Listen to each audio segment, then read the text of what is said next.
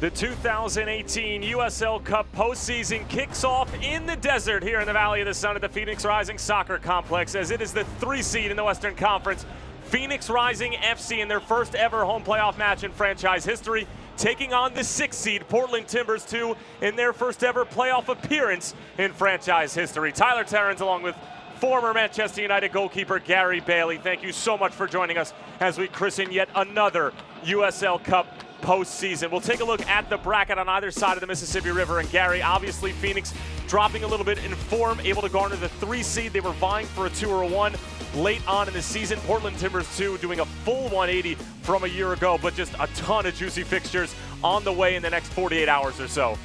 Yeah, absolutely. This is where you want to be in the playoffs with a chance to go all the way. Phoenix are at home against a team who, by the way, and coincidentally, they lost to last week. Doesn't often happen when you play back-to-back. That was a warning for Phoenix. Be careful. This young T2 side have got some decent players. They've got some decent players, but we'll focus in on Phoenix for the moment, Gary. And really over the past few games, the theme has been missed opportunities. The form has been there, the energy has been there. The only thing that hasn't been there is the finishing touch. And as a result, they haven't been able to get a result in their last 3 games, stumbling into the playoffs. Well, with that in mind, their last match, 22 shots, just 2 on target. That is not good enough. When you look at some of the players they've got, Solomon Asante, what a good player he is. Jason Johnson, Chris Cortez, and of course, the one and only Didier Drogba.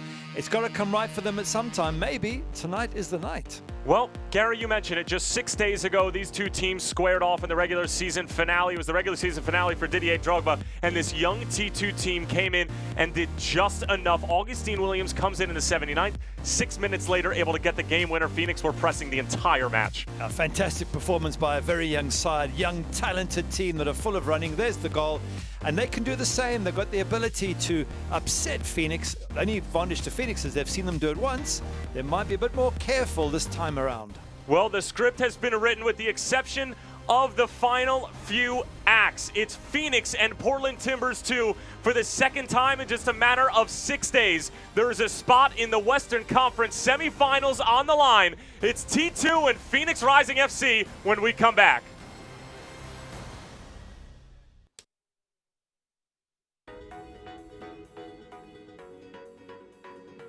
We first got involved with the Rising last season.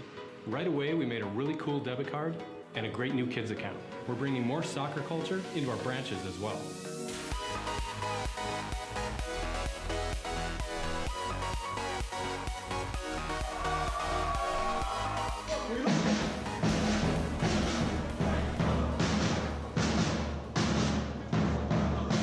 It's a work in progress. If you just sign that first I'm one so there. sorry. I don't feel comfortable signing that. I don't get the math here. Was this the same car we talked about? What's this dealer preparation fee? I'm so sorry. This just is not. What we talked about.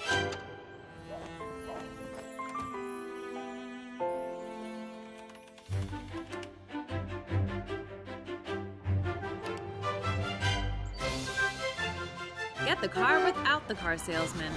Carvana, the new way to buy a car. Worried about your kids' health care? Sick of doctor's offices with no appointments available? Let Happy Kids Pediatrics help. Our hand-picked staff is carefully cultivated to provide professional and compassionate care when your child needs it. Plus, we happily accept access, private insurance, and even offer special pricing for patients with no health insurance. With over 18 years providing quality health care to Valley children in our convenient Valley-wide locations, you can trust your child's health care to Happy Kids Pediatrics. Phoenix Rising FC with some unfinished business, looking to take it a step further than they did in 2017. A penalty kick loss to Swope Park Rangers. T2 simply happened to be here after a 3-23-6 season a year ago, able to take a full 180 and get a 6 seed. Here's a look at Cameron Knowles starting 11. And Gary, we mentioned it, an extremely young team, but how about Austin Pack making the start in between the sticks? Just one other appearance this season, and a 16-year-old keeper on the bench to back him up. Wow, big game for him today. This is the knockout. This is where the goalkeeper you're under all sorts of pressure. But as you say, a young side, average age around about 23 years of age. Of course, Foster Langsdorff up front, their major goal scorer with 14 so far. So looking forward to seeing this young side play some really good football against a much older, much more experienced Phoenix Rising. And this Phoenix Rising side, as you see, is going to be playing in their sort of traditional 4-2-3-1. It's going to be Didier Drogba, the king. possibly in his final match as a professional, sliding in underneath Chris Cortez. And Gary, obviously all eyes are on number 11, the former Chelsea legend. And, you know, hopefully for Phoenix and for Didier, this isn't going to be his last match. And his teammates, I'm sure, are going to do everything in their power to make sure that his story continues and that he can go out on top, as he has done so many times in his career before, winning trophies all over Europe. But look at the Red Fury and the Banditos, who are just going to be providing a fantastic atmosphere. It is Dollar Beer Night, Gary, and on Dollar Beer Night for Phoenix Rising FC, stretching over 2 seasons, they are 7-0-0. They have yet to drop any sort of point when Bud Lights are going for $1 apiece, as Phoenix will be wearing their all-black kits. T2 on the other side in their whites and greens, as these two sides met just 6 days ago. Augustine Williams with the game winner, and Gary, 34-game regular season. It's not like England where there's just an outright winner. Now we're heading into the postseason. You've had some experience with just single knockout eliminations. You've participated in 4 different cups. You've been extremely successful. What becomes the difference now in terms of tactics and how you approach it? Well, it's all sudden death. That's what Cup's about. Whether it's FA Cup, League Cup, European Cup, you're playing in a situation where you can't afford to make errors. There's no comeback. There's no next week to put it right. And that brings a different set of stresses. And that's why the experienced players generally seem to handle Cup football better. I mean, Chris Cortez is 30. Didier, of course, pushing 40. Solomon Asante, 28. Jason Johnson, 28. These are all really experienced strikers. Carl in goals at 30. So it's the youngster there. It's Austin Pack. It's some of the even younger players at 20 years of age. Marvin Laurier. For them, this is a real test. But this T2 side have talent. And if they can just take the pressure, they could make this an incredibly exciting match tonight. Well, with the exception of Austin Pack, it is the same exact 10 that Cameron Knowles went with just 6 days ago. A look at our head referee, Rubiel Vasquez, who's going to be in charge of all of the important calls in the middle of the park tonight. Again, Tyler Terrence, along with former Manchester United goalkeeper Gary Bailey. Glad to have you with us. Aruya is just moments away from kicking off the 2018 USL Cup playoffs. Let's go. Playoff football at its best. Single elimination. The winner, a spot in the Western Conference semifinals, and they will await the winner of Swope Park Rangers and Sacramento Republic, who will play tomorrow night. T2, as we mentioned before, just 15 points to their name in 2017. The bottom of the barrel in the Western Conference. 9 points behind Whitecaps FC2, who were the second to last place team in the West a year ago. And it was Phoenix who actually played T2 in the regular season finale last year. But much different circumstances when they met 6 days ago, as both teams were looking to shore up their spot in the playoffs, as we'll have a stoppage and we'll bring that one back. Just talking about T2, that's a fantastic recovery from last season. Credit to the coaches, to the players, everyone involved at Portland Timbers too. It's wonderful to see a team pick themselves up and improve that much. And that is why Phoenix Rising have to be extremely careful here tonight. These are a really good group of youngsters, well coached, and as experienced as Phoenix are, this could cause them a few problems here tonight. Here's Dairon Asprilla. Spends the majority of his time with Portland Timbers in Major League Soccer. And for those of you who are wondering, you have to have at least 5 appearances with the USL side if you are coming down from Major League Soccer. This is a great ball sent ahead. Asprilla can't really hang on to it, and Carl Wazinski can. That's his first involvement. But Dairon Asprilla, very much a danger, and he got his 5th appearance in the game last week right here at the Phoenix Rising Soccer Complex, which made him eligible for the postseason, but possesses a lot of talent and should help maybe calm the nerves of a lot of the youngsters for T2 who might not have played in this type of situation before, Gary. Yeah, absolutely. You want that experience. You want someone to be able to tell the youngsters exactly what they're going to feel, especially if you fall behind. It's one thing when you go 1-0 up, you feel confident. Go 1-0 down away from home at a stadium it's packed as this on a knockout, an evening, and suddenly the nerves can hit you. So any experience will be handy for Portland Timbers too. And for Phoenix Rising, they just want to get into the lead and calm themselves down, because experienced as they are, even Didier Drogba, the great man, you don't want to go 1-0 down in front of this fantastic crowd, because you will feel the pressure. Missed opportunities was the theme if you missed the top of the broadcast in the open, as Kavan Lambert has been excellent all season. and was trying to find Chris Cortez. Abdul Salam's header out of the reach of Solomon Asante, but the first sign of encouraging play from the home side, who are enjoying their first ever playoff match here at the Phoenix Rising Soccer Complex. And Chris Cortez, who of course getting the start tonight, took a knock in the game against Las Vegas Lights FC last Wednesday, and as a precaution, Rick Schantz took him off immediately within the first 20 minutes or so, but obviously fit enough to get the start here tonight, and Didier Drogba sitting right in behind him. Other than Cortez in for Frater, the only other change is Colin Fernandez in the middle of the field for Devin Vega, as the fouls against Jason Johnson, veteran from Happy News, Jamaica, and a set piece for T2. Got to be careful with those fouls. You don't want to pick up a yellow card in a match like this early on, around the neck. That's not a bad one, but you don't want to tempt the referee into giving you a yellow. So obviously got to be very, very careful with these sort of matches. You get down to 10 men in a cup knockout situation, you put the rest of your team under all sorts of pressure. Here's T2 trying to figure out what they're going to do with this set piece. Do they knock it high and deep in the box and try and get their big men onto it, or they knock it short and try and move it around and create a different angle? It's Barmby on top of it. He had the assist to Williams in the game winner last week, as the header helped out of play. Colin Fernandez only as far as Marco Farfan, who played an excellent match along the back line for T2. A couple of goal-saving tackles as Dairon Asprilla can't hang on to it, and a throw in for Phoenix. What a good ball that was as well. If Asprilla could have brought that down, he was in and heading on to Carl Wazinski's goal. A fantastic pass. Asprilla spent a number of years with Portland Timbers, very much a veteran. And looking to make a big impact on the road, a place that T2 obviously feel confident, but don't want to cross into the territory and into the neighborhood of cockiness, as you're well aware of the talent that Phoenix possesses and the depth of this side as well. Solomon Asante. Saad Abdul Salam, the loan from NYCFC, getting forward. Here's Solo. Back out for Abdul Salam. Goes for delivery, and that's actually off of the Charlotte, North Carolina native. Just shows you what Phoenix are looking to do. Solomon Asante is going to be one of their major outlets. Such a creative player, the Ghanaian international.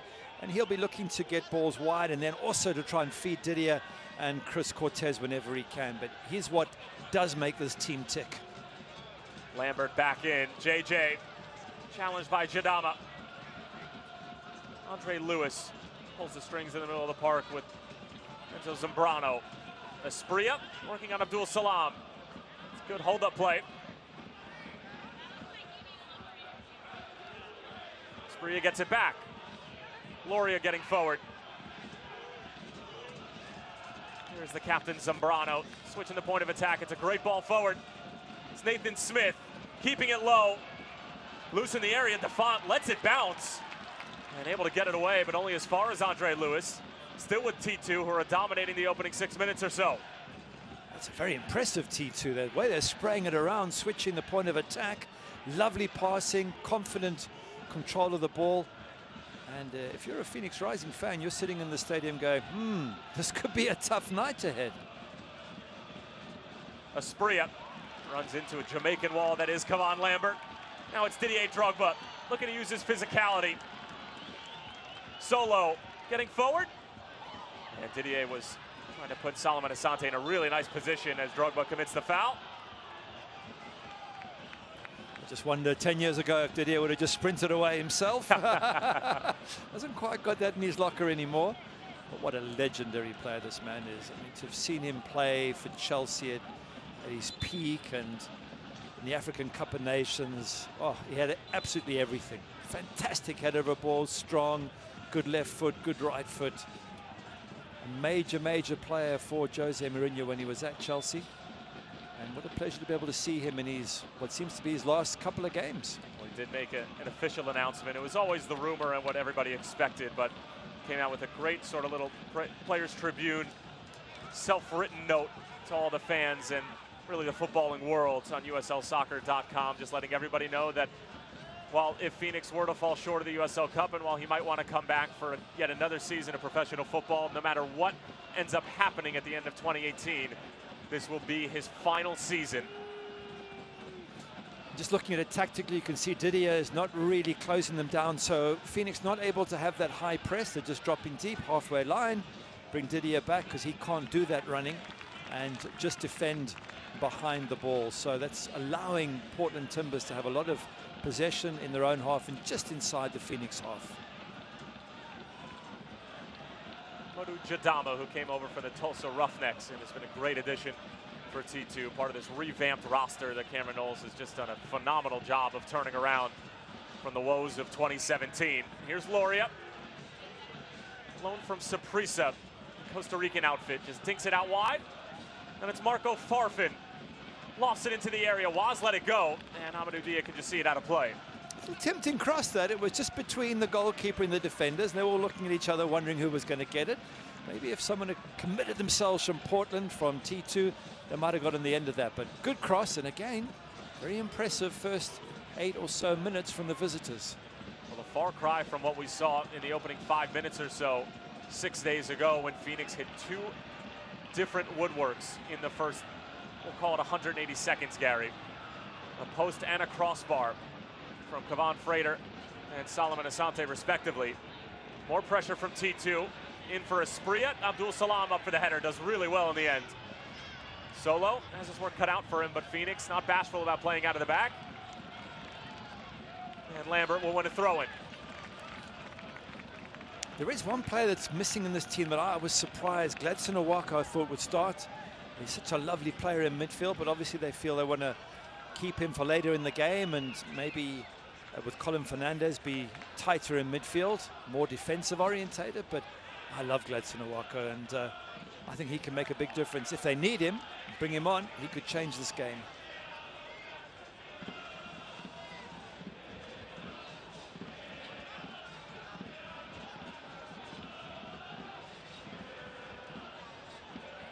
Austin Dispay. A dangerous ball. Jason Johnson cuts it out, and finally some room for Phoenix to run. Amadou Dia taking the space given to him. Closed down quickly. Was he fouled? Rubiel Vasquez not interested whatsoever. And the crowd, who felt like they were hard done by the refereeing 6 days ago from Laurent Varga, obviously still frustrated. Now Kavan Lambert commits the foul. Foster Langsdorff not happy. That referee having a little bit of a word there. I think there was, I mean, the first challenge to me wasn't.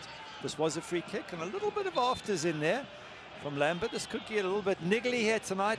Is this a foul? Can't see enough from Zambrano. No, really just a case of Amadou Dia losing a little bit of balance. Good ball forward, but Karl Wazinski read it the entire way.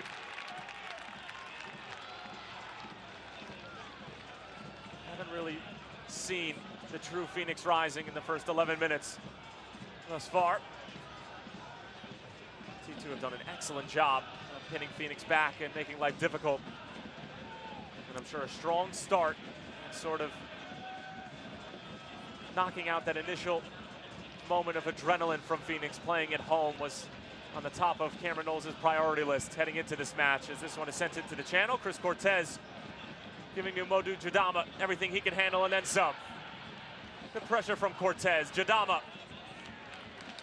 able to win a goal kick in the end, but Chris Cortez making his presence felt defensively. Yeah, good attitude there from Chris Cortez. That's what you want. Get in their face, put the visitors under pressure, try and get the crowd behind you.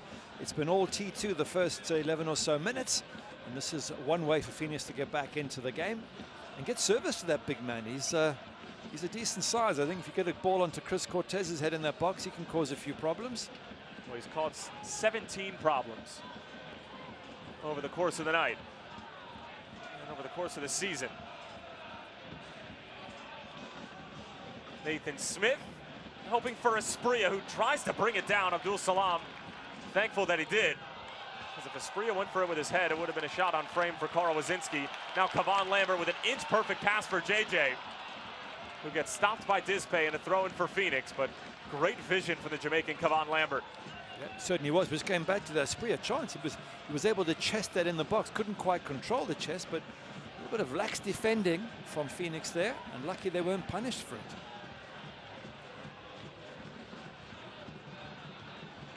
Cortez can't bring it down. Zambrano looking for Marvin Loria.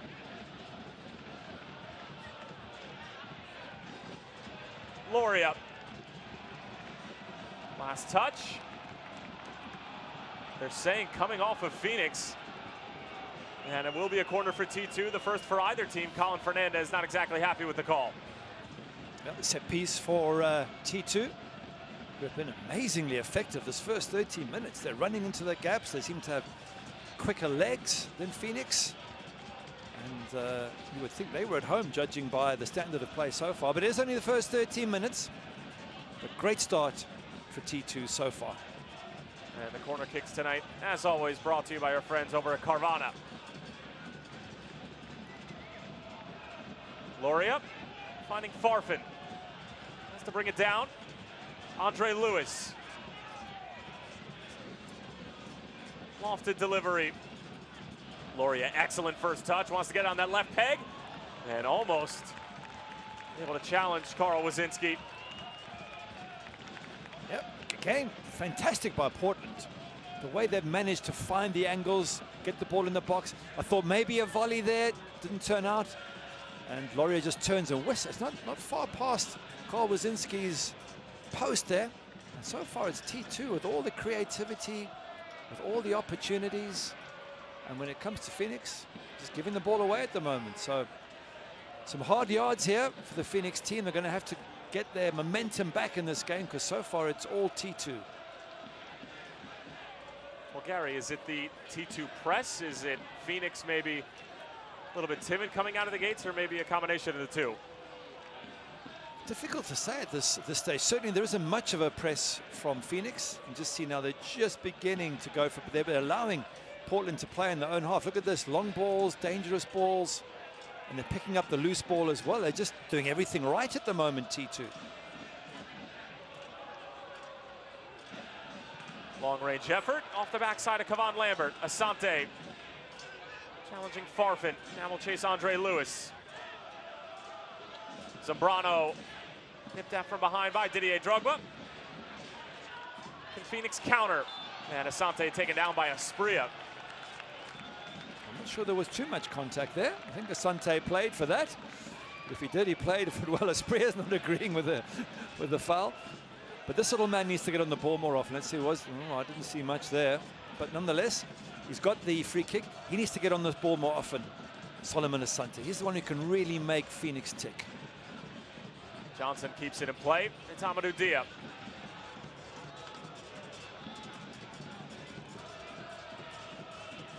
Phoenix winless in their last 3 in the regular season heading into the playoffs. First time that happened all season, going 3 games without 3 points. Had a couple of instances going 2 games without it, including back-to-back losses against Swope Park and Sac Republic. But we're able to quickly turn that around.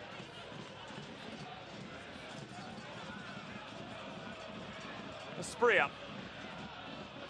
Nobody stepping to him just yet. Dairon Asprilla is going to let it fly. And Joseph Farrell stood his ground. Back out. And was able to hang on to it. First real save of the night. A decent save. Nice height. Comfortable save. But Asprilla been given tons of space in which to operate in. Just, you know, FYI, he's a very good player. You might want to keep an eye on him. Then losing possession does so well to get it back there. Decent shot. Comfortable save in the end.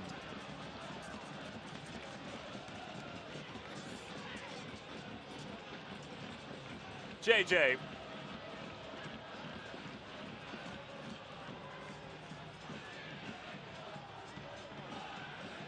Didier Drogba, heavy touch. Zambrano comes away with it, really well done from the Venezuelan. Fernandez out of his reach, but it falls perfectly for Asante, who was trying to find Cortez. Jadama gets it away and finds Asprilla. He takes a really encouraging first touch forward. Marvin Loria slips on the surface here at the Phoenix Rising Soccer Complex, which saw a lot of water last weekend. And whether or not the match was going to be played on that Saturday night was in question throughout the entire day, as there was a tropical storm a little bit to the southeast of Phoenix. And the area, which obviously doesn't get a ton of water over the course of the calendar year, Gary, being it is in the desert. I'm no meteorologist, but usually seems to be the case that deserts don't get a lot of water, and the field saw a lot of it as Drogba's ball just out of the reach of Solomon Asante. And Phoenix really, Gary, have not completed more than 5 or 6 passes going forward. Nope, they haven't. They're just beginning to get a little bit more control. They're in T2's half of the pitch. But one of the discussion points, of course, with Didier Drogba is should he even be starting the match? Is it better to keep a man like him for the last 20 minutes and throw him on and say, go on, go and do something? Rick Schantz there with the decisions to make along with Drogba. But I'd like to see him, as Woz comes and collects, I'd like to see Didier come off the bench. I think he'll come on with much more pace, much more energy, come and get the winner, all the glory that inspires him. You know what?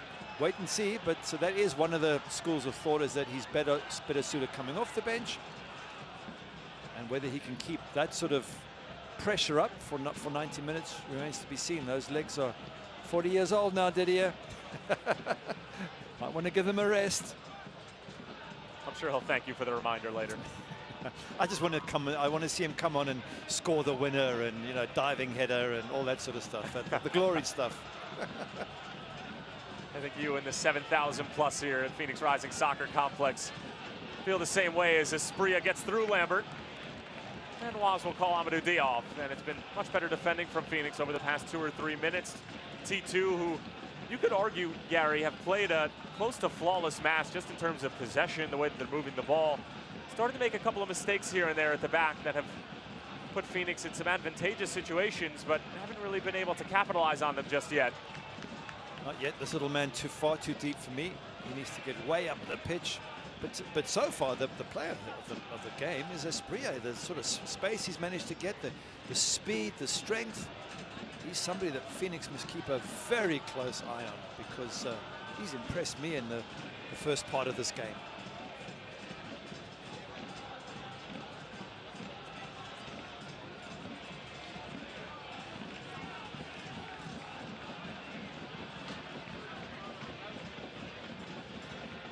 Select is the official soccer ball of the USL. For the latest Select products and special offers, please visit selectsportamerica.com. Receive free shipping on orders over $50. Lambert. Here is Solomon Asante again. Taken down by Zambrano. And this is very much within Didier Drogba striking range. And a foul against the captain. That's why you want that man on the ball. He can create opportunities, and if he doesn't get an opportunity, you got to stop him, and often that results in a foul. So here the ball taken quickly. And Asante on the first time. Okay, that wasn't the best of shots. It was meant to be a shot. Barmby on the turn. Phoenix still pressing. Dangerous there from Modou Jadama. As Asprilla gets ahead to it, Abdul Salam got turned around, but somehow gets it over for Amadou Diop.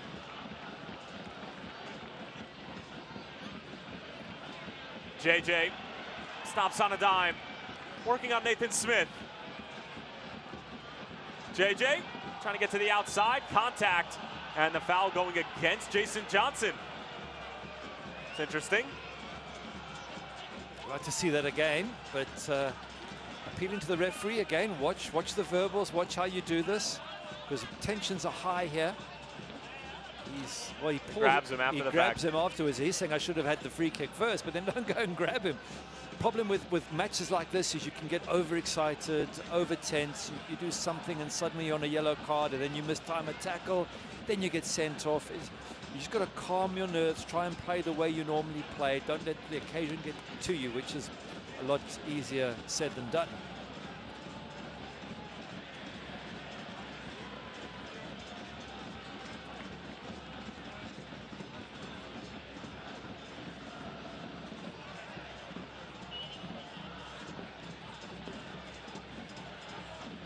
Portland Timbers, too, as we mentioned before, first ever playoff appearance. Did not qualify in their first 3 years of existence. And it's their first winning record as well. It's impressive given how young most of the players are. You know, this average age around about 23. It's a good age, you know, kids with a great future, or even kids, young players with a great future. If you can get them into the playoffs with that young average age, it's a great job. Good ball forward for Loria after the Asante turnover. Loria, good delivery in, but Waz is there. He's a good goalkeeper. Was opposing coach is watching that and thinking, can't keep knocking those balls up to the keeper. He'll take them all day long.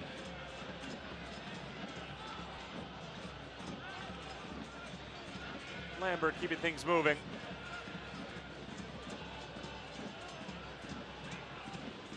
Yeah, much more comfortable now, aren't they, Phoenix Rising on the ball. Somehow they've settled into their groove a bit more. Able to get players forward into dangerous positions like Cortez this. bringing it down, heavy touch. And Austin Pack racing off of his line, and Cortez knows that was a really good opportunity to maybe put something on frame. There you go. Those are the balls that Phoenix Rising want.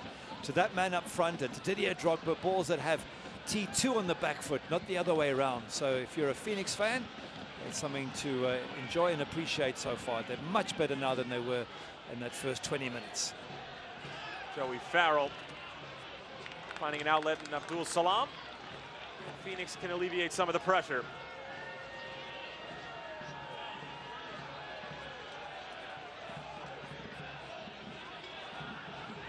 Cortez won the header, but nobody in behind. T2 doing an excellent job in the middle of the park, making sure there's nothing easy for Phoenix in terms of trying to break them down centrally and forcing a lot of long balls. But if Cortez, Gary, can simply come back and there's a player running in behind, there's going to be a lot of space going the other way. Cortez coming back already, dropping into his own half here, defending deep. Yeah, but given all this talent that Phoenix have going forward, you mentioned Chris Cortez, Didier himself, Solomon Asante, Jason Johnson, all good attacking players. They want to be on the attack more than defending. That's where their strength lies, in putting T2 under pressure. And we're just beginning to see that now. Miscommunication, Didier Drogba, the beneficiary. Here is Didier Drogba into the area, and a great challenge right at the last. It's Marco Farfan, who had a goal-saving clearance 6 days ago, denying the king in the opener. Didier Drogba, he wishes he was about 10 years younger. The legs not quite as quick as they used to be. He was just lining that up to slot that past the keeper. As you say, great save there, or great tackle from Farfan. And he's saying to the others, talk, talk, talk. You mustn't make mistakes like that, because we nearly got punished.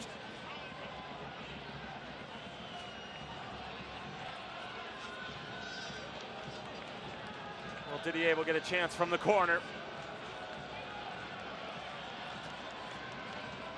Whips in a good ball near post. Jadama wins it, and it was Andre Lewis. And Mike Defont just clears it away so Phoenix can get back behind the ball, which was a big topic of conversation for Rick Schatz in our phone call with him, Gary, just in terms of helping out Didier in terms of covering the ground, not going after the ball right after you lose it, but getting back behind the ball so that they can have their defensive shape and be wary of this young side. As that's a nasty foul from Dispay. And Rubio Vasquez telling him one more and you're going to be in the book. But Didier will take that.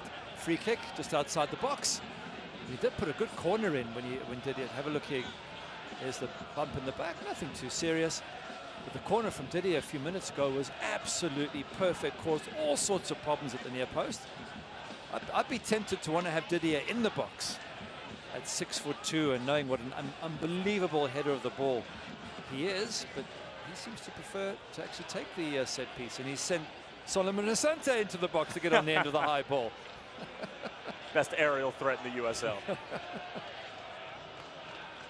Well, when he dusts off the ball, pulls up the socks, and brushes off the boots, usually only one thing that's going to ensue.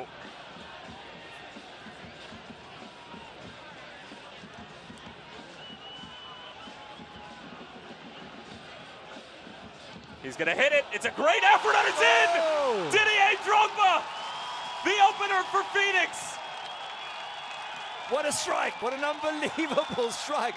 When he hit it, I thought, nah, come on, you're too far out. Brilliant, brilliant strike. Could Austin Pack have done a little bit more? Possibly, but let's give Didier the credit. That ball moved throughout the air. It swerved, it dipped. It was too much for the goalkeeper to deal with, and the glory days are here for Didier Drogba. Who said he shouldn't take the free kick? Was it me? This is why he's in the starting 11. This is why he's on the free kicks. And this is why he does not want to go out in the first round as he saw his teammates do in the first round a year ago. Unbelievable stuff. Brilliant, wonderful to see. Yeah, criticisms of the keeper, no question about that. But let's just focus on this man, still able to produce the goods in this one of his final few games. I don't know how many left, but some great memories from him. And look at the crowd, all pumped up. Home side are ahead. And Rick Schantz knows how big that goal was, able to get the opener. It's just the second time that Phoenix have scored since Didier's come back from his little 5-month hiatus. The other time being the Billy Forbes game winner against St. Louis FC. It's the first time that Didier has scored since that incredible game that he put on at Tulsa back in May, Gary. So it's been more than 5 months coming for number 11. And he hit that sensational free kick from about 10 yards further out against David Vaudrill's side. At least when Vaudrill was in charge of the Tulsa Roughnecks. Here's Loria trying to answer on the other end. Farrell steps in. Tell you what I would like. I'd like to see that, so that goal from behind the goal, from the goalkeeper's perspective, because it dipped, it swerved, it moved, made it extremely difficult for Austin Pack to save. To be fair, the keeper should really have got his body behind it, so if it slips through his hands, it hits the body and goes out. But it moved all over the place. Incredible strike there from Didier Drogba, turning back the years.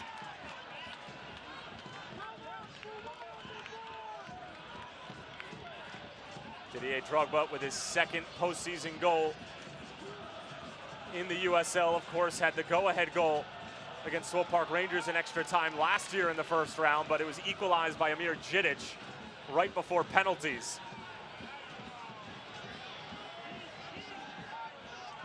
Now this is going to be tough for T2. They've got to make sure they don't concede a second. Asante trying to find Drogba.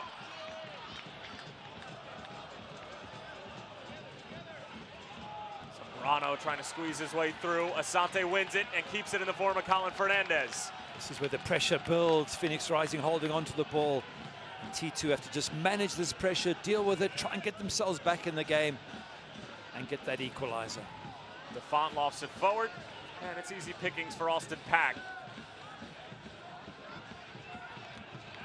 Abdul Salam stepping forward, and Gary, you mentioned that Tyron Asprilla was probably man of the match in the first 20 minutes, but since then, Phoenix have done an excellent job of closing him down. But you just have to wonder, Gary, what's been going on in the Portland camp, where McIntosh got around 16 starts throughout the season, Mangel's got around 16 starts, and then you go with Austin Pack, who's gotten one appearance in a USL game this season back in June, a 2-1 loss against OKC Energy FC, and obviously has to go in and face a 120-mile-per-hour strike from Didier Drogba. Not easy for him, not if it's your second game at 24 years of age. It's a tough one, but it'll be good experience for him to face the likes of Didier Drogba, and good experience for this T2 side. How do they get back in this match? 1-0 down. They were so good first 20 minutes. Now they're behind against a very experienced team. They're going to have to use all their soccer knowledge to get themselves back in the game. Nathan Smith trying to keep it in play. Runs into the referee. And fans, make sure to visit your Valley local supermarket and pick up a Phoenix Rising branded bottle of Arizona Gunslinger. While we're talking about T2 getting themselves back in the match, if you're a Phoenix Rising fan, you're thinking, well, the second one, and we could have this thing virtually wrapped up. So defending nice and tight as they are doing, Phoenix, denying space to T2, and then looking to try and counter and get a second. Farfan, good delivery. And the header from Langsdorff goes well wide, but it was Asprilla and Langsdorff who actually ran into each other, Gary. They did, and if they hadn't have done that, I just wonder if Langsdorff couldn't have got a better contact on this ball. It's a lovely cross into the box. And if one of them gets on the end of it and they don't get into each other's way, perhaps that could have been the equalizer. Boxer Langsdorff has just been phenomenal for T2 this season. He's been their talisman. Double-digit goals, was vying for USL Golden Boot throughout the course of the season until Cameron Lancaster decided to put on a record-breaking performance.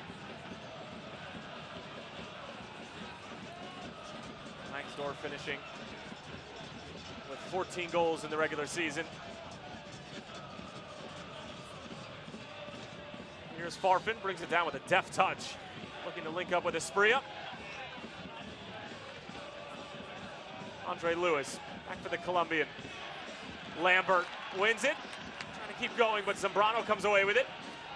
Lambert gets the challenge wrong, and this is dangerous territory for T2. It's also dangerous for Lambert. He can't keep doing that. I think the ref's given him a final warning there. It's a couple of times now that the refs had to have a chat. And that was a double nibble. Gave him a pullback with his arm there. And then have a look here. Firstly, it's a tug back. And then it's the mistimed tackle. So I've seen yellow cards given for that. So he's walking on thin ice. And as you say, a dangerous position here. I wonder if they can return the compliment. T2 with an equalizer also from 30-odd yards. Well, last time I checked, they don't have a Chelsea legend and Champions League winner on their roster, but they do have the likes of Zambrano, Modou Jadama, Marvin Loria, all capable of hitting a dead ball. Looks like it will be Loria. It's a five-man wall for Phoenix. Solomon Asante on the edge of it, more for marking purposes than anything. Loria hits it, not a bad effort, but never really intriguing. Carl Wazinski and the Banditos giving Marvin Loria a little bit of flack as well after the fact. Yeah, it's a decent strike, but you've got to hit target. You've got to make the goalkeeper work. That's what it's all about. And Didier showed that. His was on target. It moved all over the place, but it's difficult for Austin Pack. The bottom line is, if you don't hit target, you can't score. So for me, I find that frustrating. I'd say to him, come on, keep it down, keep it on target, even bounce it in front of the keeper. Just make the goalkeeper work. Well, the Red Fury and the Banditos have been waiting 6 long days for this moment as Jason Johnson's shot gets blocked in front. Dispay comes away with it. Trying to find Zambrano. Fernandez gets stuck in. No call from the referee. Lewis pushes it along. Barmby finding Esprilla in acres of space. The Colombian going right at Saad Abdul Salam. Barmby lays it off for Lewis on the first time, but straight into Colin Fernandez. Zambrano showing good strength. In for Langsdorff. Langsdorff cuts it across, and Abdul Salam stationed appropriately. And a corner coming up for T2, but Phoenix needs to be a bit more careful at the back. Yeah, good pressure there from T2. Some lovely play. Langsdorff at the very end, nearly finding someone in the box, but the build-up play was so good. They are dangerous, T2. They've got some really quality players up front.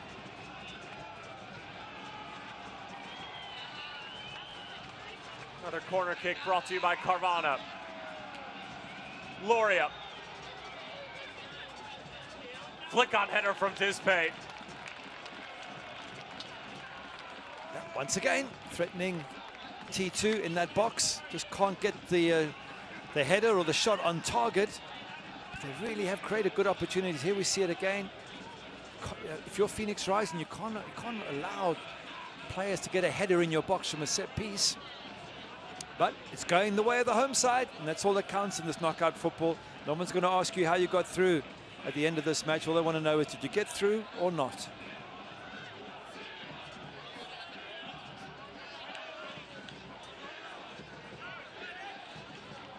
It's a very obvious statement, Gary, but goals do change games, and maybe the goal from Didier Drogba forces T2 to be a bit more daring going forward, which can obviously go either way. Perhaps an equalizer or more room for Phoenix to play and a second goal. Only time will tell. But the good news for Phoenix, after having some goal-scoring troubles over the past few games or so, only positive things, getting the opening goal from their captain, their leader, and their part owner, Didier Drogba.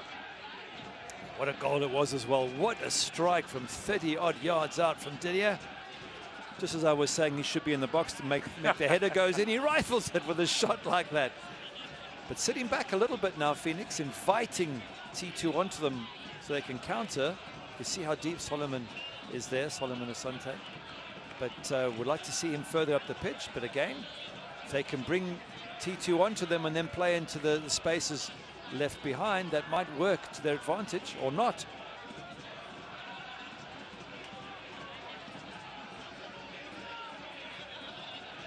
Lewis.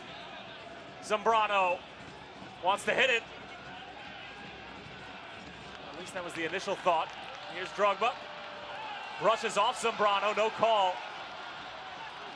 Didier Drogba, maybe one too many touches. No foul the other way. And Chris Cortez made a fantastic run to his left there, Didier. If he just plays him in, they could have had a great chance to get in on goal. But you can't criticize the owner of the club if you're Chris Cortez, can you? Well, you can, you just might not be around next year. Here's Marco Farfan. Keeps the delivery low, lets it run through, and Waz makes a comfortable save in the end. And Gary, I want to ask you this question. Was that a foul on Didier Drogba on the Renzo Zambrano play? Didier did put his hand out, make contact with his face. It's difficult to say if it was a foul or not. It's got to be a little bit careful. Any player's got to be careful raising your hands on any other player. But so far, it's been a game played in a good spirit. No one's been nasty. No one's done anything untoward.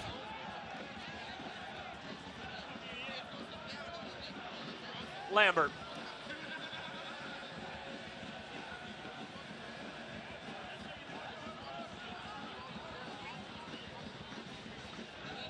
He really has to step up his workload with James Musa going down with an injury a couple weeks ago.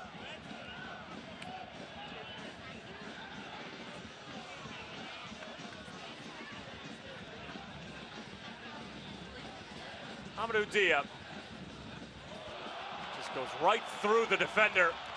Terrific skill. Dia still with it. Fouled from behind by Zambrano. And it is going to be a booking for the youngster and the skipper. Yep, he was chasing back. He got nutmegged, didn't like it, chased. Again, as I say, you be so careful in these matches. You've got to let your emotion, or keep your emotions under control, because now he's got this yellow. Have a look. It's going to be through the legs. Whoop, there you go. And when that happens, you get annoyed. Chase, chase, chase. Did it warrant a yellow? Maybe just clumsy more than anything, but he's got to be careful now, Zambrano. Last thing T2 wants at this point in the match, down one. Would be a red card as well, especially for a player of Zambrano's caliber. Didier Drogba, he's not going to try to hit it again, is he? Well, he is. Okay, well, Didier, take a deep breath. USL's official Twitter feed keeps you up to date with news, live game updates, and highlights from around the league 24/7. Follow @USL on Twitter. Crowd having a bit of a laugh there, saying, Didier, seriously, from 45 yards out, you want to try and beat the keeper again? But you know what? If you've only got a couple of matches left in your entire career, maybe you'll also have a little bit of a rush of blood.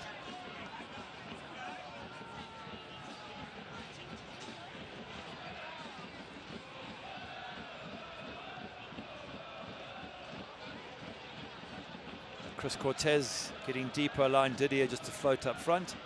Chris Cortez putting in the hard yards of defending back. And they seem very happy for T2 to have the ball around the edge of the halfway line. They're not too bothered, 1-0 up. And this is how they want to play the game, deny space in their own half. And so far, it's worked for Phoenix. How on earth did T2 come away with that? Barmby still has it at his foot. Now wide for Nathan Smith.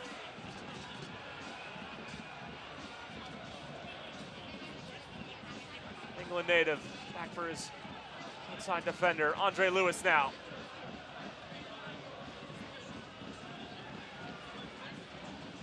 Good ball in from Barmby towards the back post, and it was actually Solomon Asante back for defensive purposes.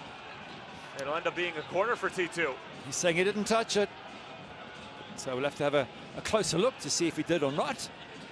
Good ball in once again, causing all sorts of dangers. I can't see whether he did or didn't touch it, but it's been given. But T2 knocking on the door, the balls into the box are causing problems. They've had shots on target. They're certainly on the amount of effort they've had, they would deserve at least a goal from this first half.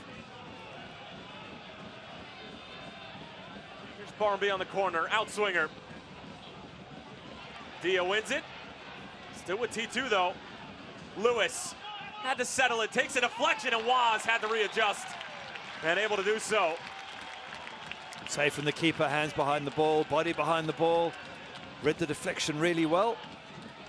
Let's have a look at it again. There's just problems clearing their lines, Phoenix, from set pieces, and it's too easy to allow a shot in. It wasn't, you know, it wasn't a hard shot from Andre Lewis, but a little deflection caused was a few problems.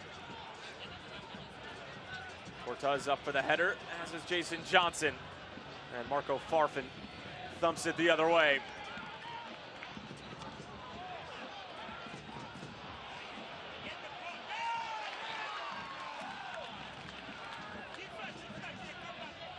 The space again for T2, who've really looked good in patches throughout this first half, and I think they're going to go into the half time at 1-0 down, feeling a bit deflated that they are behind. That ball did travel out of play. Throwing for Phoenix. Enjoying their 1-0 lead thanks to a superb free kick strike from Didier Drogba. Came in the 28th minute.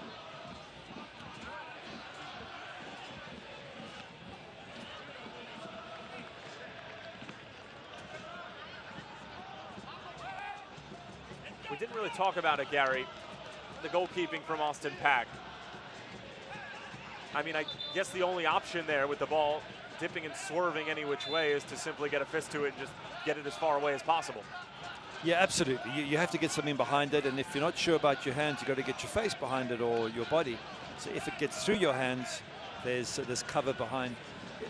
He won't be happy with that, but he must just get on with the game now. And they're 1-0 down. He's got to think of the next save and the next situation where he's involved. And it's a learning curve, but certainly he would. If I was a goalkeeper coach, I would expect him to have saved that. Didier Drogba trying to slow things down and cause a few problems. He's claiming the foul was back towards the corner flag. That's up to the referee to give it somewhere else. Look, he's right. The tug of pants was wider, but the referee must move it. It is Didier Drogba.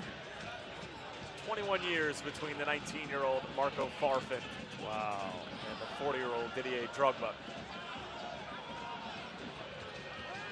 And Didier can quite literally say that he's been doing this professional football thing basically as long as Farfan has been alive. And doing it extremely well. Oh, another ball in the box. He's been doing it extremely well at the highest possible level for his country in Africa and for his clubs. It's once again another good ball in the box there from T2. There's going to be a chat at half-time about why they're not getting on the end of them, because they really should have got some return from the efforts they've had.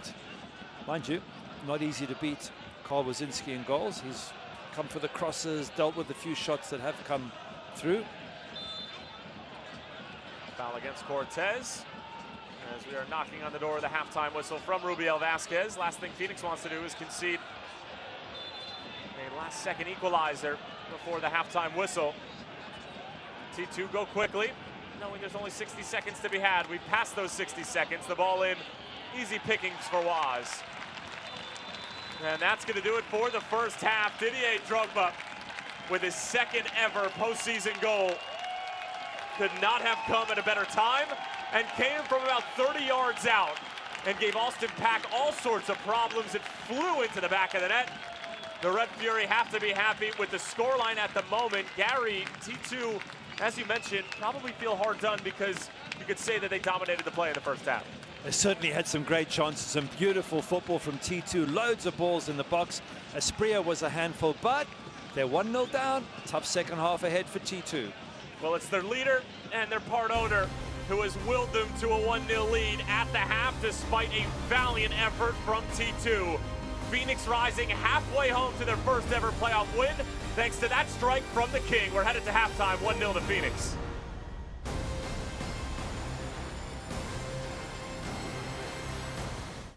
Well, Hola, ¿qué tal? Yo soy el Dr. José Francisco Carrasco de Happy Kids Pediatrics. Para nosotros, sinceramente, lo más importante es la salud y el bienestar de sus niños. Happy Kids Pediatrics son clínicas especializadas en pediatría enfocadas en la salud y el bienestar de los niños con localidades cómodas, limpias y cercanas a usted. Podrá ver al mismo proveedor médico constantemente. Aceptamos access, aseguranzas privadas y precios especiales para pacientes sin seguro médico. Happy Kids Pediatrics, sirviendo a la comunidad hispana por más de 18 años. We first got involved with the Rising last season. Right away, we made a really cool debit card and a great new kids account. We're bringing more soccer culture into our branches as well.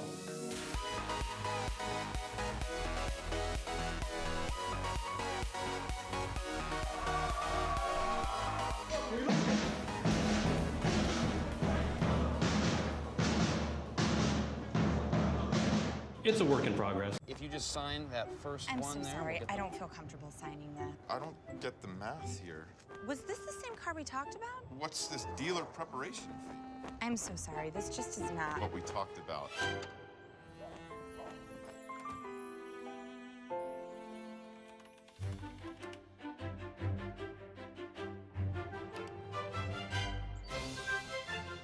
Get the car without the car salesman.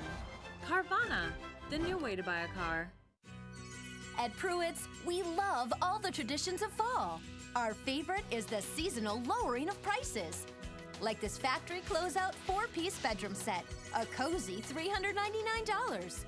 And what about this smaller scaled 2-piece sectional, yours for just $599? Fall savings are here, so visit Pruitt's today at Thomas Road and 34th Street. Pruitt's, proudly serving the Valley for over 65 years. Big intermission here at the Phoenix Rising Soccer Complex. The Red Fury and the rest of the fans enjoying a 1-0 lead right now. Didier Drogba with the lone goal in the 28th minute. Tyler Terrence, along with former Manchester United goalkeeper Gary Bailey. Thank you so much for joining us as we kick off the 2018 USL Cup playoffs here in the desert. And we'll take a look at the bracket, Gary. It's not March, but Americans simply love their brackets, as I'm sure you know at this point. And just so many different games, so many interesting fixtures and storylines. Monarchs barely holding on for a home playoff game. They'll be hosting Reno. St. Louis looking to upset Orange County, and possibly another 1 seed going down in the Western Conference. As we'll take a look at the Western Conference schedule. Quarterfinals for tomorrow. We mentioned Reno and the Monarchs. Orange County, St. Louis. That's going to be at 7 Mountain Standard Time. And then Sacramento and Swope. That's the one that Phoenix fans are going to have their eye on if they are to get the win here tonight, because they will face the winner. Gary, if you could only watch one of these, which one would it be? Difficult, but I'd probably go for Orange County St. Louis. St. Louis are a tough side to beat. They really are good. Orange County have been fantastic all season, but can I not watch all three? Okay, you can try to. And we'll head out to the Beasts of the East, and FC Cincinnati will be playing host to Nashville in what's going to be just an electric atmosphere at Nippert, one of the best places to either watch or play a game in the USL. Charleston and New York Red Bulls 2, that's a matchup from 2017, albeit different seedings. Pittsburgh will get the pleasure of hosting Brendan Burke and Bethlehem, and then Louisville City FC and Indy 11. That should be terrific as well, as the fans are enjoying some beverages, some food, and of course dollar beers, as Phoenix looking to make it 8-0-0 on dollar beers in 2017 and 18. We'll step aside yet again. Don't go anywhere.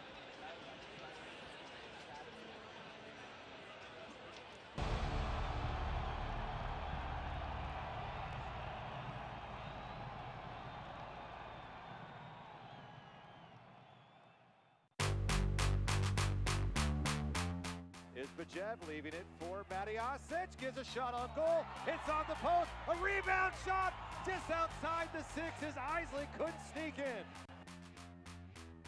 Trying to get ahead of the goalkeeper Byers, he does, gives it back, arriving is Dakers!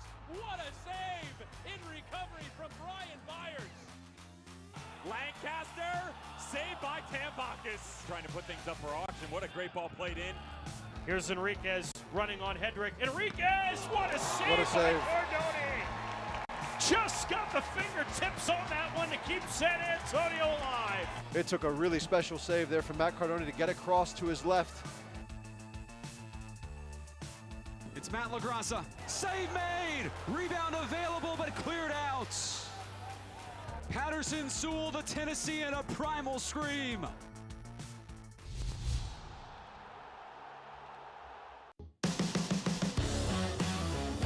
Second touch, sliding through the defense. Now he's into the 18. Has one more to beat. Gets it through. Harding has scored in the open minute. What a strike. Laces behind the ball. What a quality strike. Independence pushing forward for an immediate equalizer, targeting Herrera. He tries the overhead kick and buries it. Jorge Herrera. Well, look, a win here today. Oh, what an effort!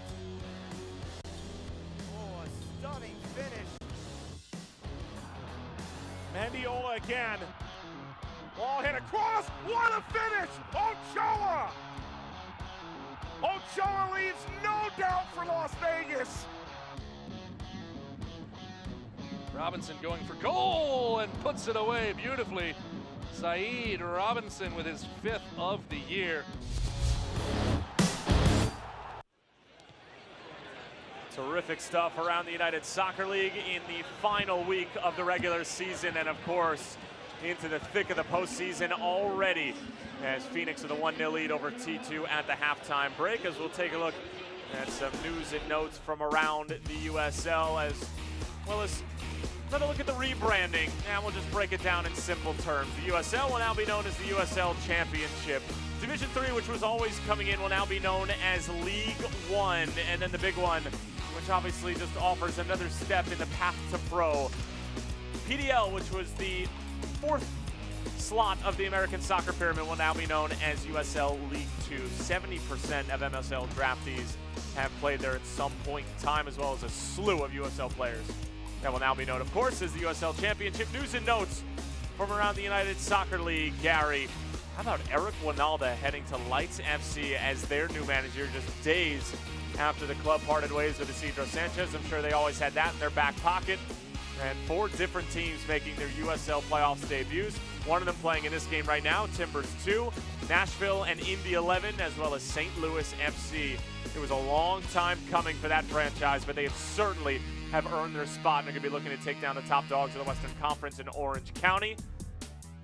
And the Golden Boot, Gary, officially on the foot of one Cameron Lancaster, putting together just a historic season, finishing with 25 goals, outdoing his former teammate Matt Fondy of 2015 by 3. But Thomasina Voltson and Daniel Rios, great seasons as well.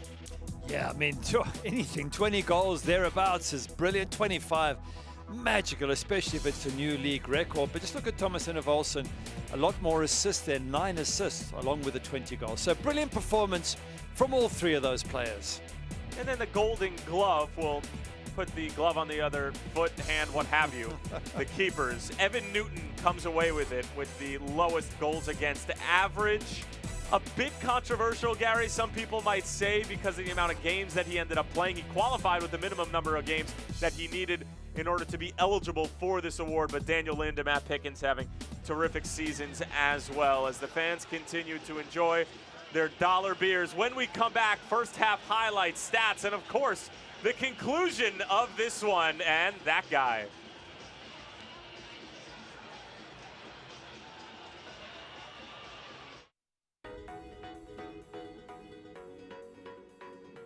We first got involved with the Rising last season. Right away, we made a really cool debit card and a great new kids account. We're bringing more soccer culture into our branches as well.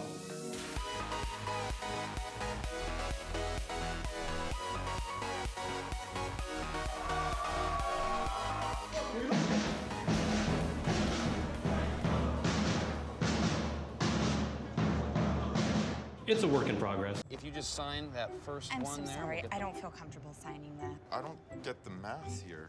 Was this the same car we talked about? What's this dealer preparation fee? I'm so sorry. This just is not. What we talked about.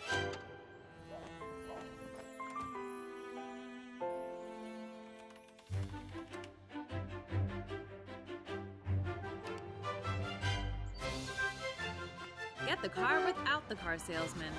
Carvana, the new way to buy a car. Worried about your kids' health care? Sick of doctor's offices with no appointments available? Let Happy Kids Pediatrics help. Our hand-picked staff is carefully cultivated to provide professional and compassionate care when your child needs it. Plus, we happily accept access, private insurance, and even offer special pricing for patients with no health insurance. With over 18 years providing quality health care to Valley children in our convenient Valley-wide locations, you can trust your child's health care to Happy Kids Pediatrics. At Pruitt's, we love all the traditions of fall. Our favorite is the seasonal lowering of prices. Like this factory closeout 4-piece bedroom set, a cozy $399. And what about this smaller scaled 2-piece sectional, yours for just $599? Fall savings are here, so visit Pruitt's today at Thomas Road and 34th Street. Pruitt's, proudly serving the Valley for over 65 years. Almost set for the second half kickoff as the Red Fury and the fans here enjoying the final moments and some of the final minutes of Dollar Beer Night, looking to make it 8-0-0 in 2017 and 18 combined. As we'll take a look at the first half highlights. Tyler Terrence along with former Manchester United keeper Gary Bailey. Gary, opening 15-20 minutes, it was all T2. Certainly was. Some lovely little moments, balls flashing past the post and going into the box. Just wondered if something was going to come from that, but nothing ever did in that entire first half. They were so close, but just couldn't find the net. Marvin Loria was involved, but not as much as this man, Dairon Asprilla, who found himself in a lot of space more than a few times. And his curling effort from Jack Barmby, held by Carl Wazinski in the end. And Waz didn't need to make too many great saves in the first half, Gary, but he was commanding of his area, and he did well when he was asked to. Yep, it's a solid save from Barmby, but again, Asprilla was the main man. He was really creative first half, caused all sorts of problems. And then this would be a lot of miscommunication between T2 and then Didier Drogba, tracked down quickly by Marco Farfan, but the King would have the last laugh in the first half. That's a good tackle from Farfan. He's got the legs on the older player, but really stops him just as he was about to pull the trigger there, Didier Drogba. Well, there was a lot of build-up to this free kick, and Didier doing what he does best, hitting with the ball with an incredible amount of pace, dipping and swerving any which way. Austin Pack had zero idea where that ball was going to end up. Didier did, and he only had the back of the net on his mind. It's a great strike. Very difficult for the keeper. That ball was moving all over the place. But look at that. Shots, they're 10 for T2, just 3 for Phoenix. And shots on target, 3 for T2, 1 for Phoenix. So it just shows that T2 have been a little bit unlucky. They could feel that they deserve more. But this is knockout soccer. Doesn't matter what you think you deserve. Now the question is, can T2 get back on even terms second half, or are Phoenix going to put them to the sword? Well, if you're Cameron Knowles, the manager of T2, what might your message be? Because they really did play a nice half of football in the first 45 minutes, but were just hard done by a moment of brilliance from Didier. Yeah, you got to keep going, but you can't afford, if you're T2, you can't afford to have that many balls in the box and not get somebody on the end of them as they're sprinkling the pitch there. And, you know, they've played well, but pretty football doesn't get you anywhere. You've got to get somebody to finish off those lovely crosses that were in the box and obviously not concede anymore. And I'm sure there'll be changes at some stage. Didier Drogba will come off. Maybe Gladson Owaka will come on, or Billy Forbes. So Phoenix do have a couple of options that could cause T2 problems. But right now for T2, get yourself back in the match, get yourself level, and don't let Didier Drogba score again. Well, we would be remiss if we didn't mention that there was a fan missing from the festivities here tonight. One Mon McPherson, who really is the #1 Phoenix Rising Football Club fan. She has been to every single home and away game for the past 2 years, but she is unfortunately not at the Phoenix Rising Soccer Complex tonight, as she just underwent surgery today, but doctors said it went extremely well.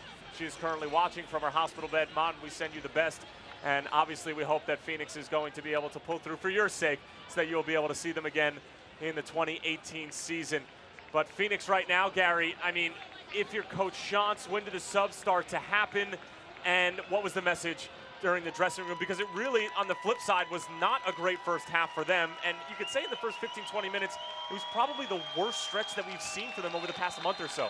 I think he'll say to him, it doesn't matter how well you play, what you have to do, you've just got to win this game. So close down, run, tackle, be clever, do whatever it takes from a professional point of view to come away with either a 1-0 win or a win of any sort. That's what these cup matches are all about, and knockout matches. It's not about how well you play. It's about how you take your chances, how you stop the other team from scoring, and how you leave the pitch knowing that you're still in the game and you've got the next round to come, the semifinals. Well, if the result holds, it'll be Phoenix moving on to the conference semifinals, and will await the winner of Swope Park and Sacramento. Didier Drogba, up until this point, has been able to get them there. T2 will have a lot to say about it, and then some. In the following 45 minutes, you're not going to want to move your eyeballs from the screen for a moment. This T2 side has a lot of fight, obviously.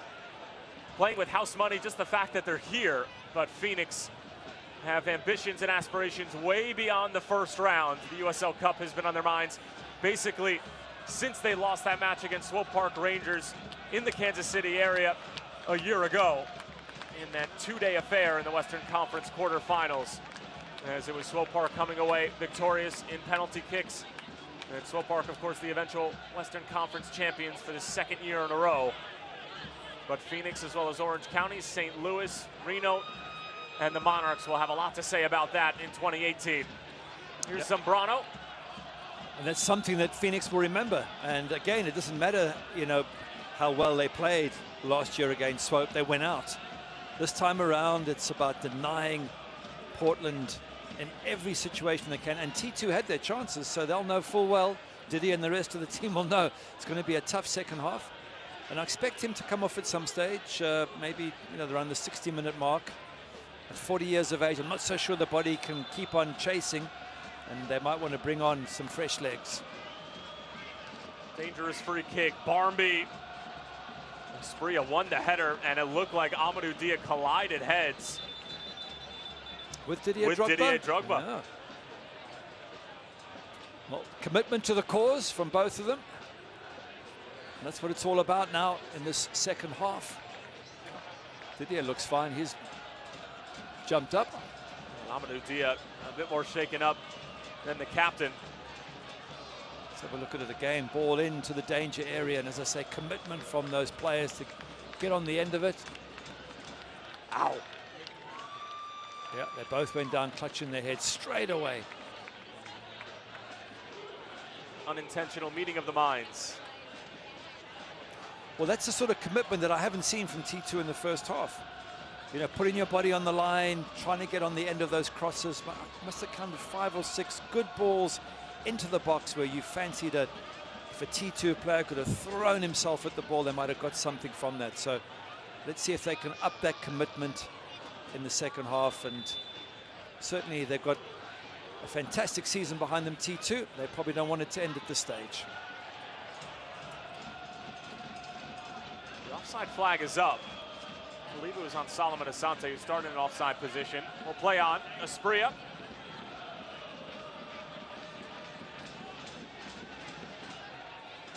Phoenix do have some very good options coming off of the bench. Billy Forbes, Luigi Mala, Gladson Awako, Kavan Frater, Shaft Brewer, and Devin Vega. And then Zach Lubin as the backup keeper as Mike DeFont knocks it out of play. And a deep throw in for T2, starting the second half very much how they started the first, with a lot of pressure and consistent possession, as Waz comes off of his line and punches it away.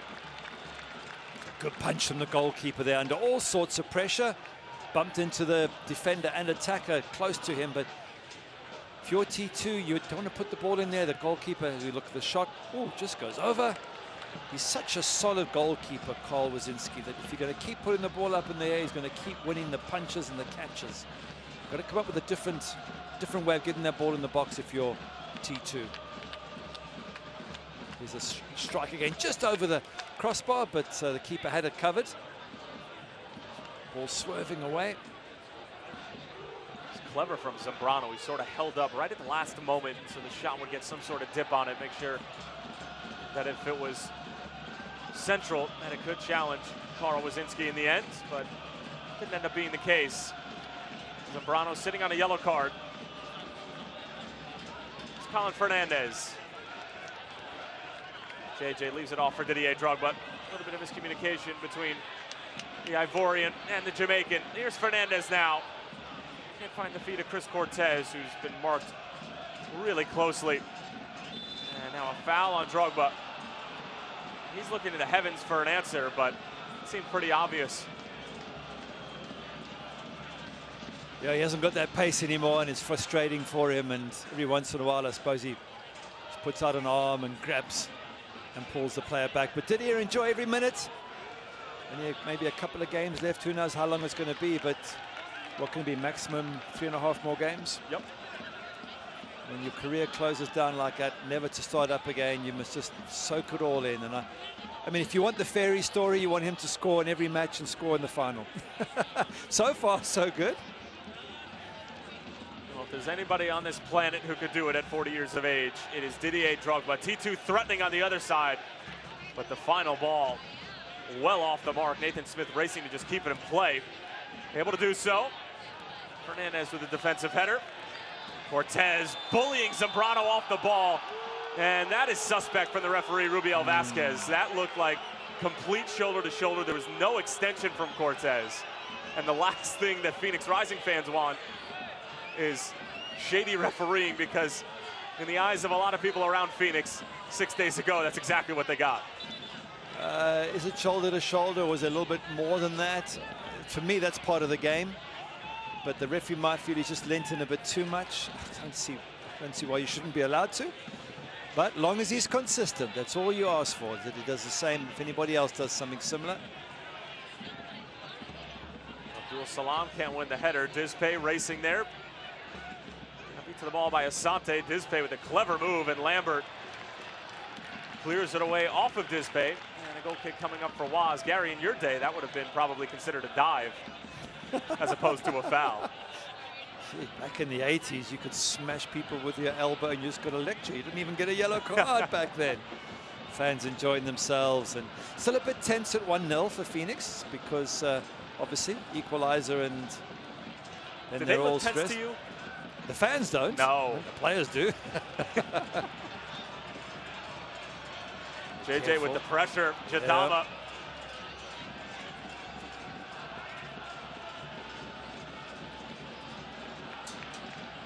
It's a clean challenge, but come on, Lambert. As his pass fail him, it was intended for Cortez. Nathan Smith chops it away from Amadou Dia. That's really well done for the birthday boy. Celebrating his 24th. Tyron Asprilla took that off the midsection, still on his feet.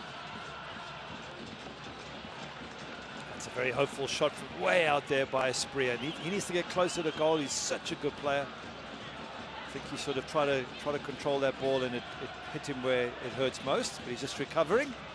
But if they want to win this, Asprilla needs to be a lot closer to goal for T2. Watch highlights from every game of the 2018 season and stay up to date with news from across the USL at the league's official Facebook page, facebook.com/USL Soccer.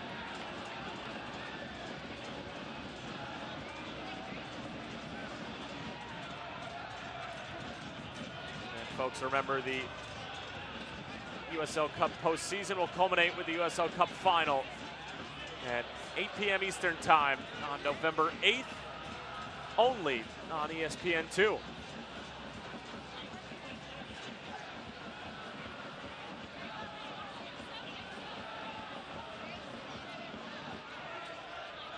This is an important spell of the match for T2. They've got to get themselves in, on level terms again. The clock is ticking.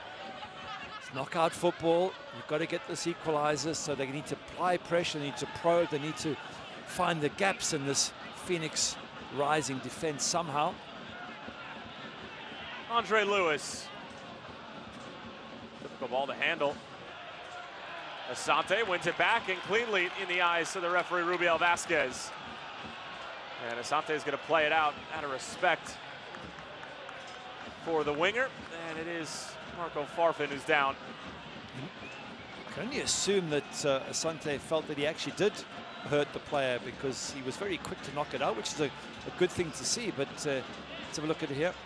Yeah, I think he did kick him. Yep. Yeah, he kicked him, and he realized he had, and he thought, okay, let's be fair. Let's just give you a chance to recover. If he hadn't have felt he had done it, he would have kept on playing, I assume.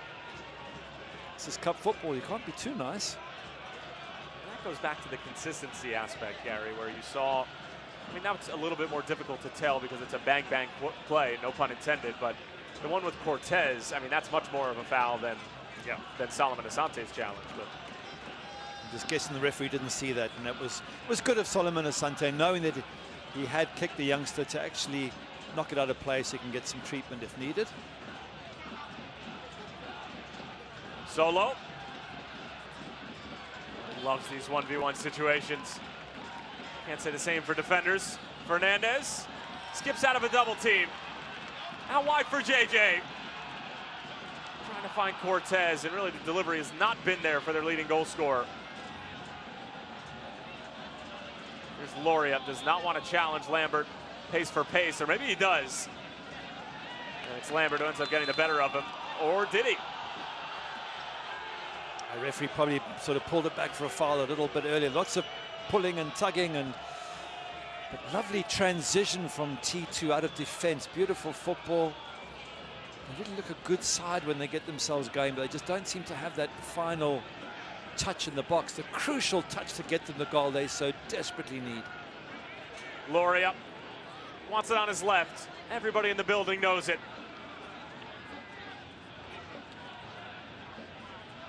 Too close to Abdul Salam, and he clears it away. The clock is ticking. Just over half an hour to go. And T2 just upping the energy level now, just probing a little bit harder to try and get back on level terms. Amadou Diaz slips, and Gary, the catch-22 here is that if you're Phoenix, you're up a goal, you have the result in your back pocket, you're moving on if it stays this way. But you don't want to just be defending for the next half hour, but you don't want to push the envelope too much where you're giving T2 space. How do you ride that line? Right now, if I had the choice, I would be saying to Didier, last couple of minutes and off you come, and let's get Dadson Owako or Billy Forbes on, get some fresh legs, get some pace. There's Coach Shantz. But unfortunately for him, Didier will tell him when he's going to come off. I just hope the captain, so you can see Didier walking back, I hope the captain realizes at some point they need to get fresh legs on. Asprilla.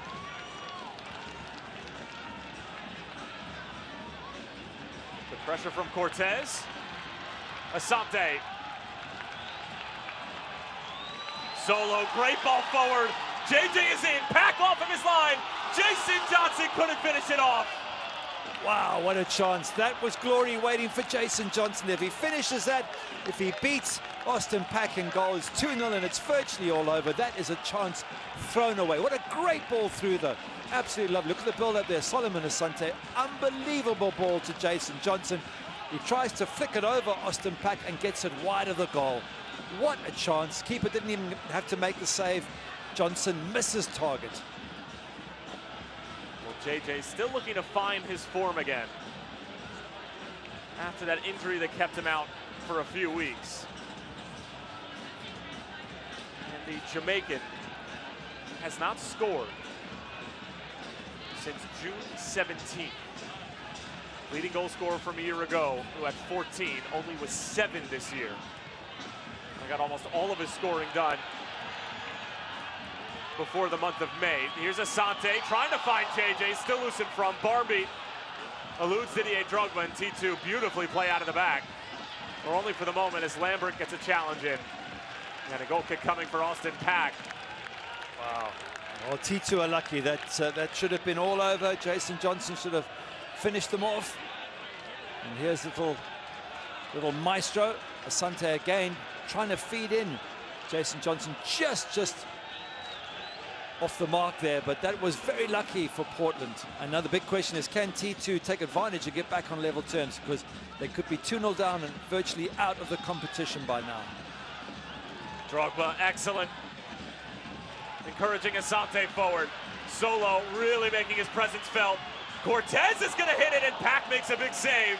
Corner coming up for Phoenix, but electric stuff from the home side.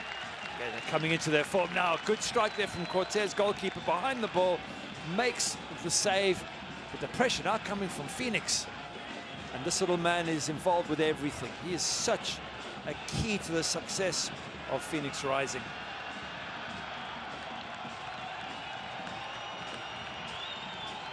Look at the crowd getting all pumped up.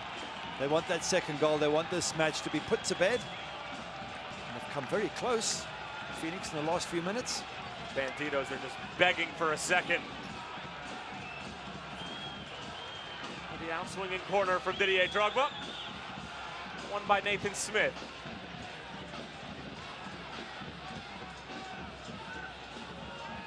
numbers forward still for Phoenix. Amadou Dia. Spria cuts it out. And an acrobatic clearance the other way.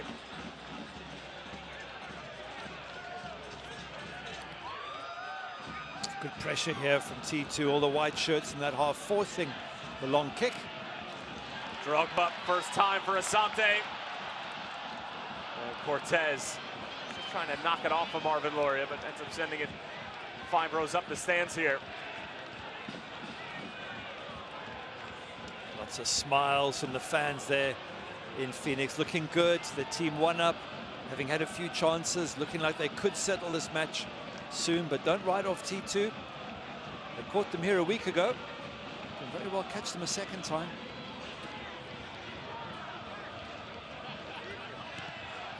Zambrano, inch perfect pass for Asprilla, brings it down. Abdul Salam trying to defend.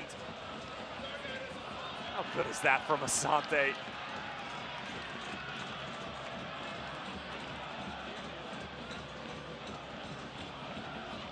Flips it in for Cortez. Trying to send JJ into space. Jason Johnson might be able to get there. Nathan Smith off balance. JJ wants it on his left, and he's got it. It's his second for Phoenix. JJ is back. His first goal in over 4 months. Phoenix 2, Portland Timbers 2-0. They're off and running in the postseason. Yeah, let the party begin. This is it, 2-0. Going to be so difficult now for T2 to bounce back, but question marks at the back. Again, Austin Pack, was he going to come fetch the ball? He stopped. There was confusion at the back, and then the shot itself.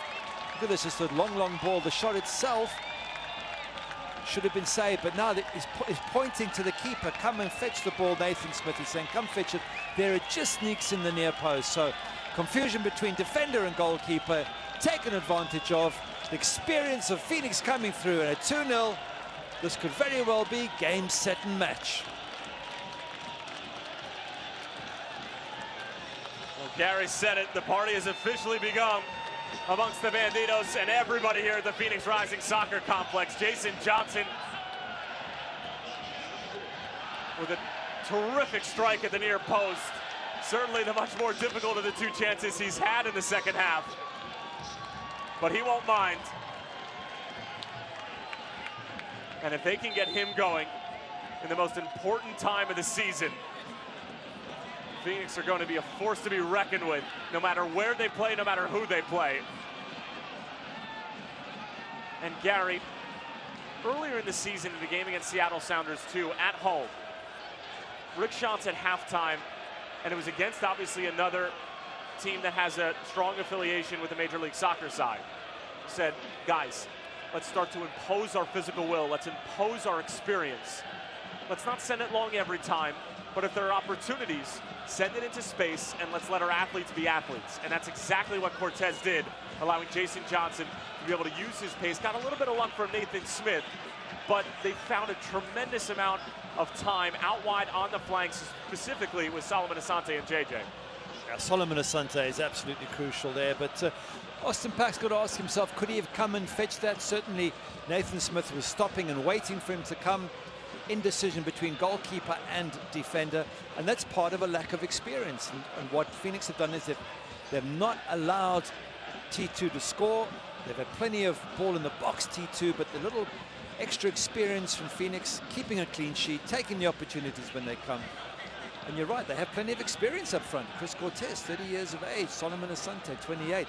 That experience has to be used if you're to go on and win trophies. And that's exactly what Phoenix look like they're doing at this moment. They could go all the way, this team.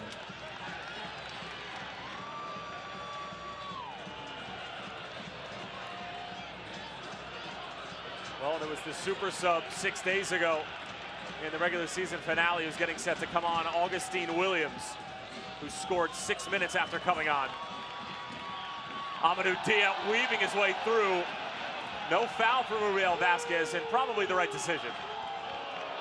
Well, I'm not so sure. I thought there was a bit of contact there. Yeah, I thought Amadou Dia got through and got brought down. But either way, not given. He's a bit shaken up. So, subs, time to shake things up and see what T2 can do. Well, it's single elimination. No use in holding back if you're Cameron Knowles. Subbing out a holding central midfielder for a pure striker and Augustine Williams, and the substitute brought to you by Capriati Sandwich Out. Fanatically delicious subs. Now, if you're a neutral, you'll be thinking, well, hang on a second, if T2 get one, we could have a grandstand finish here.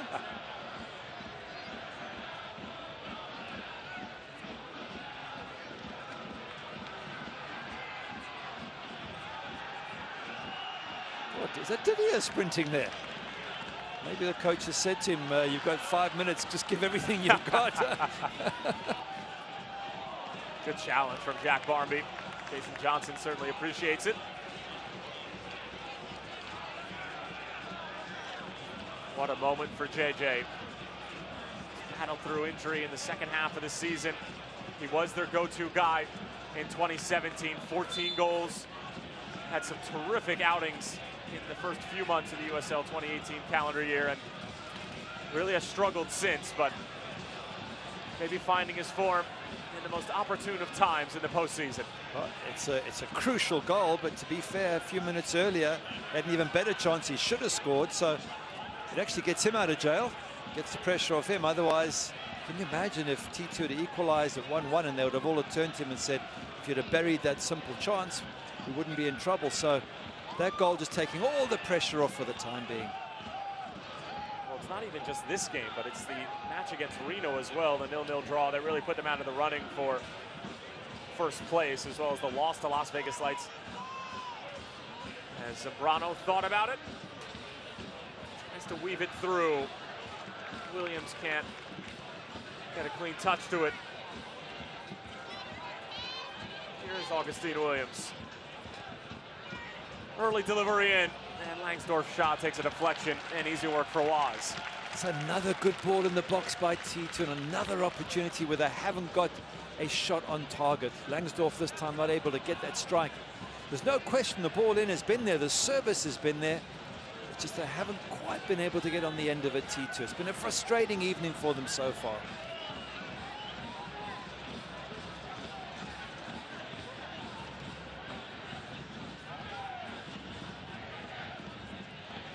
Loria tries to switch the point of attack. Didier Drogba cuts it out and will happily move forward. Here's Cortez bending it in, looking for Johnson. Odu Jadama breaks it up before it can get to JJ for his second and what would be Phoenix's third. Yeah, of course, the danger here is as T2 push forward in search of goals, they're going to leave gaps at the back. One more and it certainly would be all over. So it's a delicate time for T2. They've got to push forward. And they've got to try and not concede that third.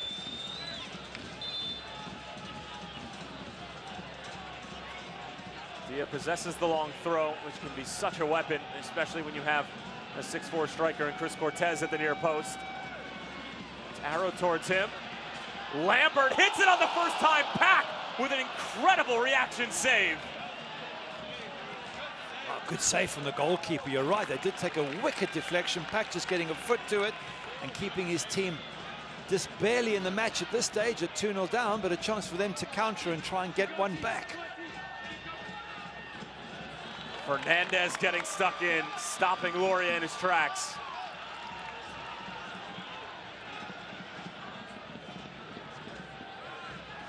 It's been a lot of back and forth. Drogba was taken down, no foul called. And now the foul called against Jason Johnson. I thought it was a foul on Drogba, but not given. Pushing and shoving between Barmby and JJ. And if you're Jason Johnson, you just need to walk away because you're 20 minutes away from having another game left in your season. Jack Barmby obviously frustrated that their 2018 campaign is most likely going to come to an end. Still time left, but no place for that in a playoff game. Yep, you're 100% right. You don't want to get dragged into this if you're Phoenix Rising. I'd like to see it again, though. The referee, good on him. No matter what decisions he makes, players have to respect it. It did look like there was a bit of a push on Didier Drogba. Let's have a look at it again. To me, that's contact. That's a foul. But if it's not given, He's got to relax. Saw the effort after that, yep. But the commitment from Didier, getting stuck in there and arguing and pushing and shoving. Got to give the man credit. 40 years of age, still got the desire to be a winner. Well, the desire has always been there, and he just feels that he's giving back to those young players that he was in their shoes many years ago. And before he was Didier Drogba, he was simply just Didier. And he feels like playing with the likes of Devin Vega at 19 years of age, and the Luca Ricci's and the Amadou Diaz. And he's able to help grow the next generation of footballers. And, well, it just happens to be a club that he's a part owner of as well.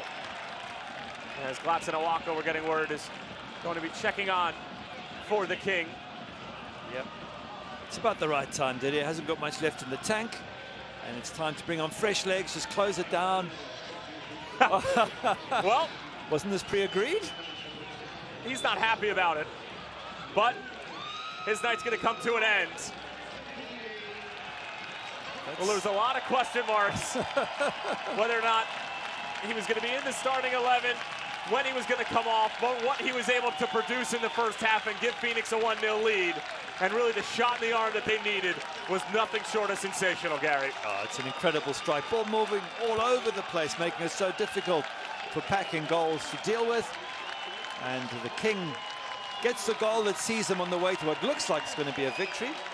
I'm not quite sure what's going on, because I would have assumed that coach and part owner would have discussed in advance when he was coming off. He doesn't seem happy, Didier, but he's got to acknowledge that fresh legs are needed. You want to see this match off, close it down and get on to the next round, get on to the semi-finals. Well, this reluctant substitute is brought to you by Capriati Sandwich Shop, fanatically delicious subs.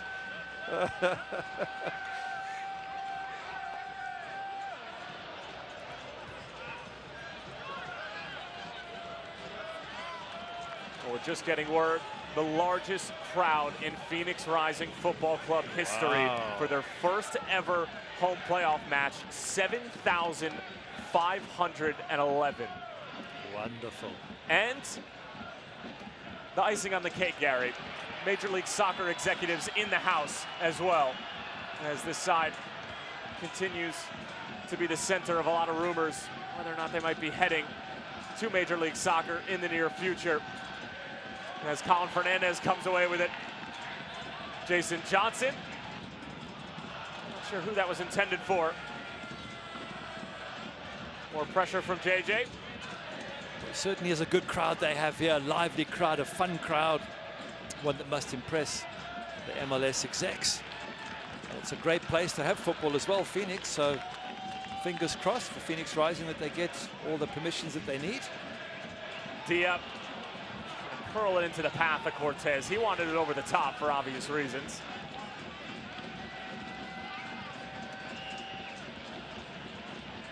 Phoenix a little bit more than 15 minutes away from their first ever postseason win. Well, it hasn't been easy for them. T2 have certainly had opportunities and they've threatened around the box, and I guess they might look at the goalkeeper and say, if we had our regular goalkeeper, would he have let those two in, and could he have done more? Maybe I'm being a little bit harsh on the keeper, Austin Pack, but they certainly have had their moments, T2, and they'll feel a little bit upset that at the end of it, they've come away with nothing as of this moment. Jason Johnson, Solomon Asante in a lot of space over on the right wing. That's where it goes. Solo, looking to make it a third. Asante still with it, poked away by Loria. That's excellent defensive work from the Costa Rican. But it shows you Phoenix want to finish this off completely, still looking for the counter-attack whenever possible. And it's getting more stretched. T2 have to go forward, as they're trying to do right now with Aspria's ball out wide. So they're taking risks. And Phoenix are countering into the gaps and seeing opportunities for themselves. And we'll have another substitute for Cameron Knowles. This will be his second of 3. And it's Nathan Smith coming off, Harold Hansen coming on. And the substitute brought to you by Capriati Sandwich Shop, fanatically delicious subs. Hansen, another one of those really talented youngsters, was really impressive last year in 2017 as a 17-year-old. Played more like a 25-year-old, in my opinion. And here he is on the ball. Early delivery, cut out by Mike Defant. Zambrano, back for Hansen. JJ got the ball, or at least so says Rubiel Vasquez.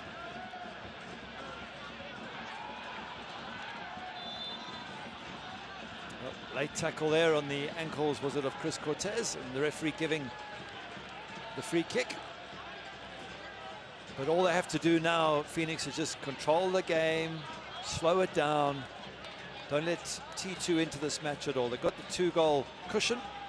You want to keep it that way right to the end. You don't want to give T2 a goal or allow them to score and then suddenly you've got a bun fight for the last 10 minutes. So it's about controlling the game from here, using your professionalism. And obviously, conversely, for T2, it's about getting that crucial goal and bringing this game back to life for them. But even if T2 lose this, which is now beginning to look likely, it's good experience for young players. It's knockout football. And really, they should be applying that same sort of logic every game you play. Every game is crucial. Every game you've got to try and be clever. Every game you've got to fight for possession and opportunities. Falls for Owako. He'll hit it. Pops out to Jason Johnson.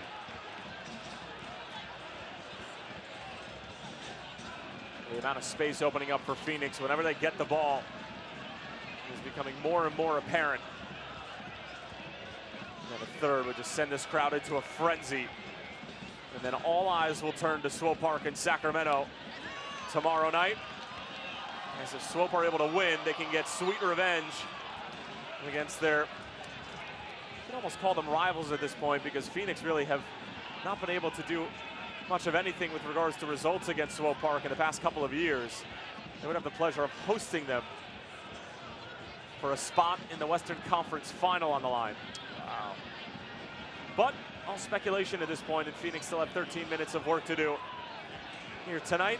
And then obviously the Sacramento Swope Park game will be another juicy fixture, but they're all juicy at this point in the season. Absolutely, you're spot on. Doesn't matter where you are, as long as you're winning the games and progressing. Chance here. Barbie, terrific defensive play. Here's Asprilla, and that was mighty close to cutting the deficit in half. Oh, that was a great strike from Asprilla. Absolutely brilliant. It wasn't far off, but didn't he thump it? If it had been on target, that goes into the back of the net. Not much Wazinski can do about that. There's the first chance from Barnaby, blocked. Look how this flies. Carl Woz hasn't even moved. The keeper's just watching it. That's the danger for Phoenix. T2 have the quality to get one back, and if they get one back, then it is going to be a battle. Mike Defant pops back up after sacrificing the body on that shot from Jack Barnaby.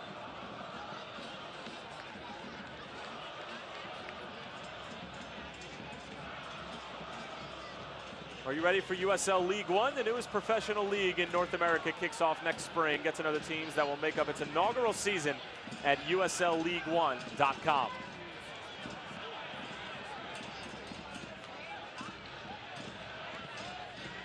Zambrano fizzing ball over for Asprilla. Still plenty of time for T2.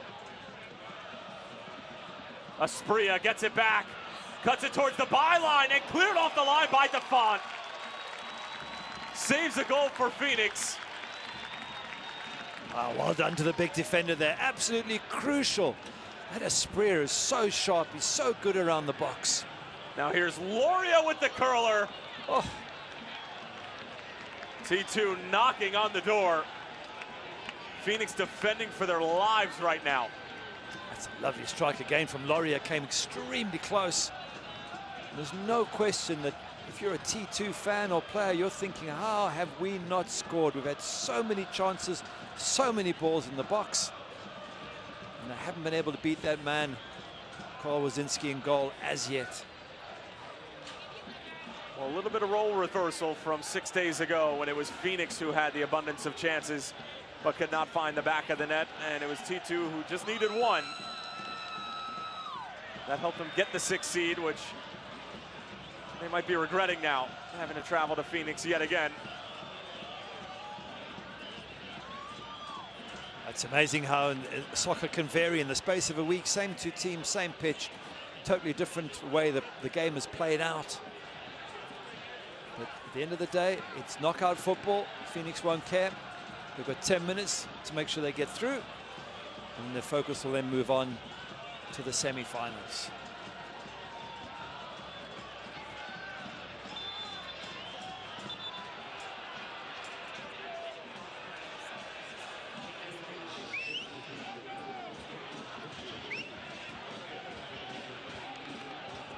We're getting word we'll have a substitution from each side coming on as Lamar Batista will replace Marco Farfan. Out goes another defender, in comes another attacker.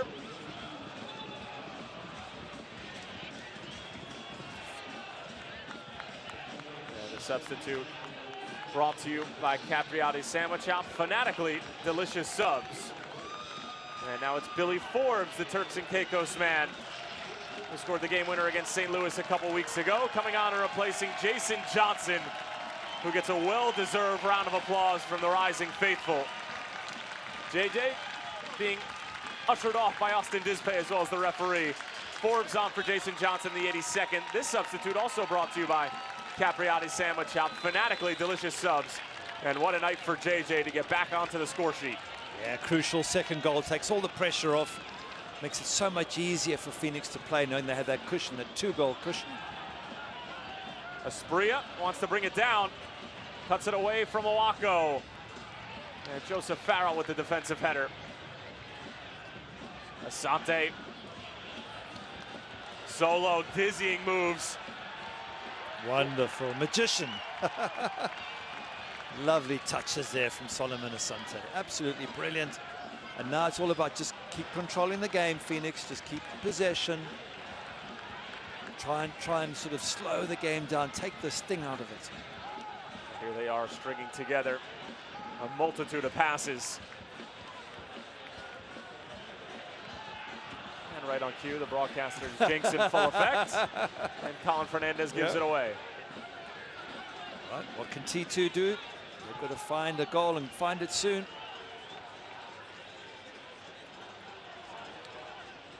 Batista quite literally goes over the top of Solomon Asante. T2 threatening. Barmby.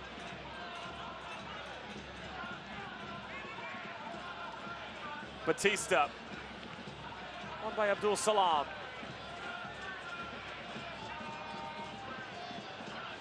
Good step from Fernandez. Asante just thinks it along for his compatriot Gladson Owako, who's come on and really been a calming presence in the middle of the park for Phoenix. As Chris Cortez finds Amadou Dia. A little shake and bake on Harold Hansen. Dia striding forward, loses his balance, a foul from behind, and a free kick for Phoenix and a yellow card for Hansen. I'm not so sure there was. I didn't see any contact. Well, let's have a look at it again. I think Harold Hansen's saying, I didn't touch him. Let's have a look. Was there a push?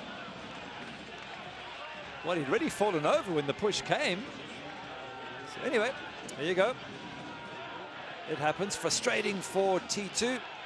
I don't think the yellow card makes much difference now with 5 minutes left. What it does do, it eats up the clock. It makes it difficult for T2 to get that one goal to make this a grandstand finish.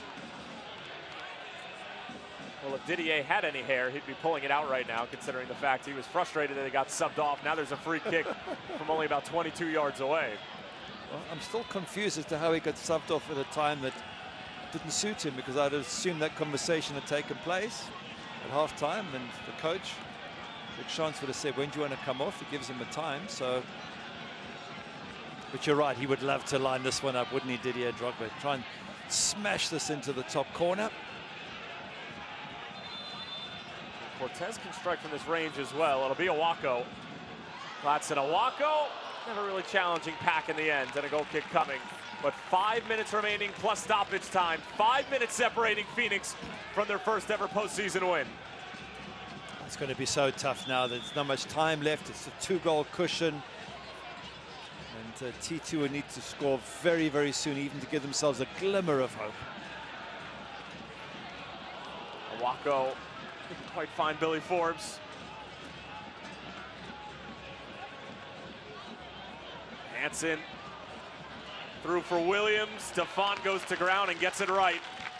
He's been fabulous tonight.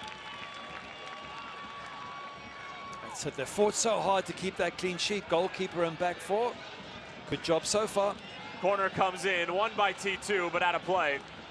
And a goal kick. There were 4 wide shirts at that far post. If they had talked to each other, they had time to bring that ball down and get it strike on goal. But it just hasn't worked for T2 in attack. They've certainly tried enough. They've had enough ball in the box.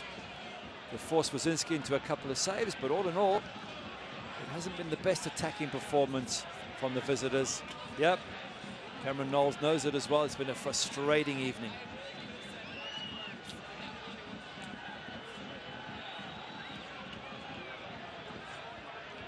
Waz isn't happy with the delivery. And you can see why, straight out of play, but he's done his part tonight. Couple of saves here and there. And some threatening play from Portland Timbers to the visitors and the number 6 seed in the Western Conference postseason, but hasn't been challenged all that much. It could all change in the final moments. Loria had it poked away. Hansen. Barmby towards the back post. Good work from Abdul Salam. Out for Batista. And another goal kick. Good defending again from Phoenix. Bodies on the line, commitment. There are lots of white shirts in that box. Just the ball hasn't fallen for them. It's amazing how last week it fell for them. They countered, they got the goal against the run of play to win the game. And today, when they really need the good luck to go their way, T2, it just hasn't come their way. Well, all good things coming to Phoenix Rising fans' way right now. And it was Dollar Beer Night. And that only means one thing for Phoenix. Usually, always means wins. Asante deflection. Wow, that was close. Keeper committed to one direction. Austin Pack couldn't get back. If that's on target, it goes in. Who does it come off? It's Billy Forbes setting up Asante. He takes the strike.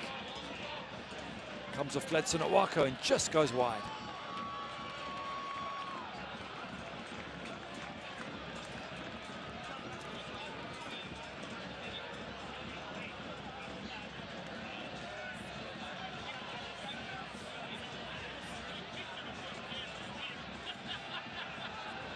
Goal kick there. Ball's gone over the line. Last couple of chances, last couple of minutes now for T2 to try and do something. Try and just give them a last bit of hope that they can maybe do the impossible and get 2 goals in the space of a couple of minutes. It's been done before, but not often. It was famously done by my old side, 1999 European Champions League final against Bayern Munich.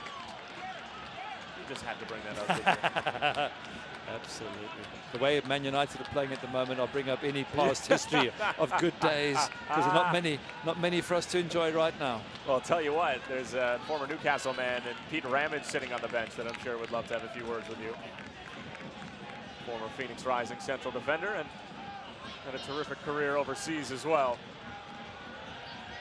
Now serving as an assistant coach, and he'll certainly take a lot of the credit for Phoenix's improvement along the back line since he's arrived, as Cortez trying to find Billy Forbes and able to do so. Forbes wants it on his left foot. Billy Forbes, shot takes a deflection. Asante waits for it. Solo, third. Phoenix on to the Western Conference semifinals. It's a little magician, does it again, scores those crucial goals. So clever in the box when that ball came to him. Billy Forbes with the chance. When it came to Solomon Asante, he shielded the ball. He made sure that defenders couldn't get it, and then turned and chips it into the back of the net. Absolutely brilliant. The party is now in full swing there in Phoenix. He's a little magician in every way. Billy Forbes, you're quite right. Trying to get it on his left foot, but the shot comes deflection. Look there, just shields it with his body.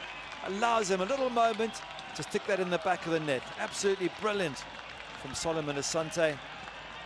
Past the goalkeeper. I want to see it from the goalkeeper's perspective, a little bit slow to react, but it's all over. 3-0. They're going to the semi-finals.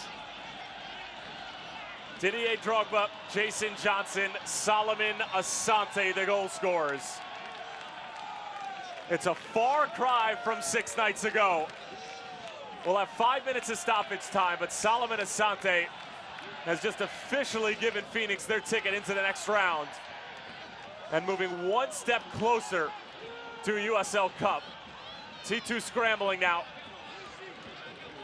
Out for Batista.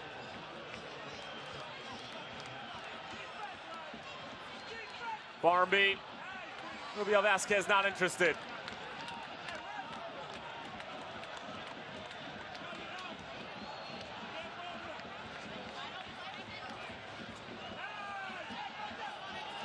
Owako finding Billy Forbes. It could get ugly for T2. Turks and Caicos native on the move. Forbes pushed it wide. Well, he was pushed onto his stronger foot there by Jadama. He should be pushed onto the other foot.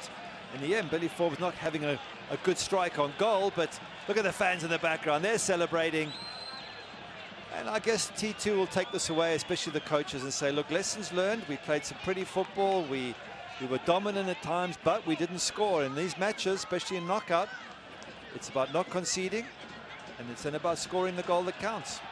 And they weren't able. This man's unlucky, Asprilla. He's been really sharp all game, and if a goal was going to come, it probably was going to come from him. But lessons to be learned for Portland Timbers too. Dispay closed down quickly by Asante, even in the 93rd minute, putting in the work defensively. Here's Cortez. He wants to join in on the scoring fun.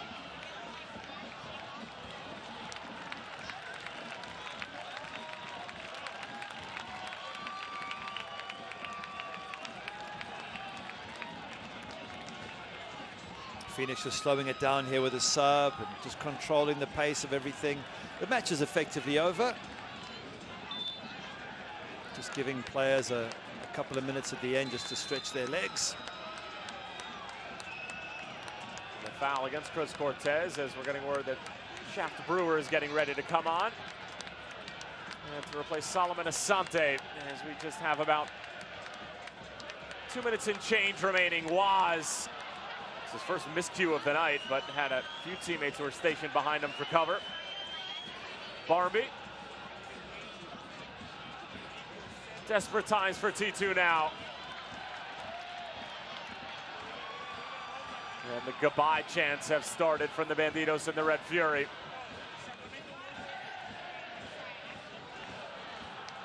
Owako skips away from Asprilla.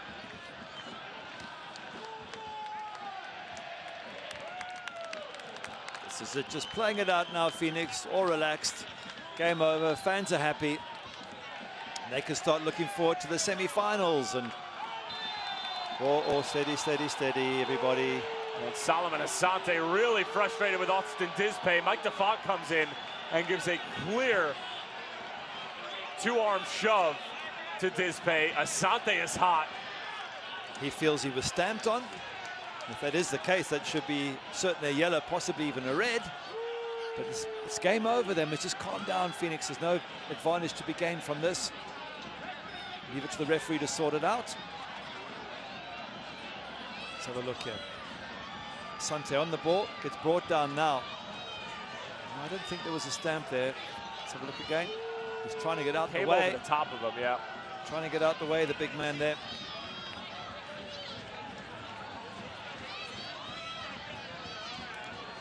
Just calm him down. Match is over. Oh, he's gonna, he says that what? And it's going to be a red for Austin Dispay. I didn't see it. Insult to injury for T2. And he'll miss the next match. That'll obviously take place in 2019 for T2. Problem is not having a sort of a TV replay. It's hard to see, and all you can do is go by what you thought you saw or what everybody else says they see. Maybe the assistant thought there was a stamp. I didn't see it from that slow-mo. And a big hug from Rick Schantz, who's on his way to his first playoff win as a head coach and the first postseason win for Phoenix. The substitute brought to you by Capriati Sandwich Shop, fanatically delicious subs. Solomon Asante, he's the heart of that team. I know Didier Drogba is a superstar up front. The man who makes it tick is Asante, as we see Dispay walk off, and perhaps a little bit unfairly so. But nonetheless, it's game over. Lessons learned for T2. They can unpack this over the next few weeks with their coaches and come back next season stronger, wiser, and better players. Just think about the turnaround from 2017. Only 15 points to their name. 3-23-6. Phoenix want more, though. Here's Shaq Brewer. And he's denied by Lamar Batista. That's a terrific challenge. Full time, it doesn't matter. Phoenix with their first ever win in the postseason in franchise history. And they do it in front of a record-breaking crowd here in the Valley of the Sun. Rick Schantz, the interim head coach, brings them their first win. Unbelievable stuff from Phoenix, who turn it around in 6 days to the team that beat them in the regular season finale. Didier Drogba got things started in the 28th minute, and they never looked back. And with Phoenix Rising FC's win, you at home also win. Head to all of Phoenix Rising social media accounts tonight to find out what the latest We Win, You Win deal will be. It's a blind date in the Western Conference semifinals. It'll be either Swope Park or Sacramento. Right now, Phoenix simply just going to enjoy the night. The Bandidos and Red Fury helped will their side to an incredible result. A terrific night of football if you're on the Phoenix side of things. If you're T2, it was a valiant effort, but came up short. Too much experience and a couple of lucky bounces for Phoenix, as well as terrific finishing in the end. And it's Phoenix with a 3-0 win off to the conference semifinals. We'll be back in a moment with postgame.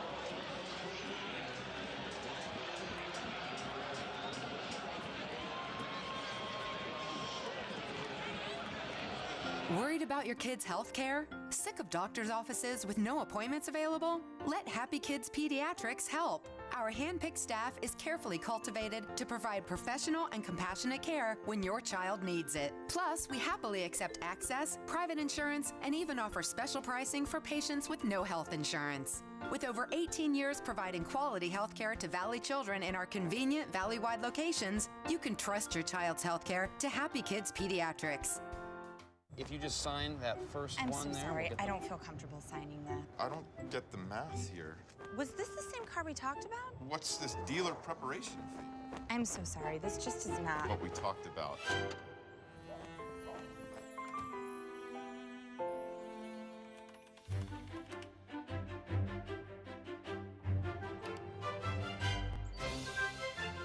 Get the car without the car salesman. Carvana, the new way to buy a car. We first got involved with the Rising last season. Right away, we made a really cool debit card and a great new kids account. We're bringing more soccer culture into our branches as well.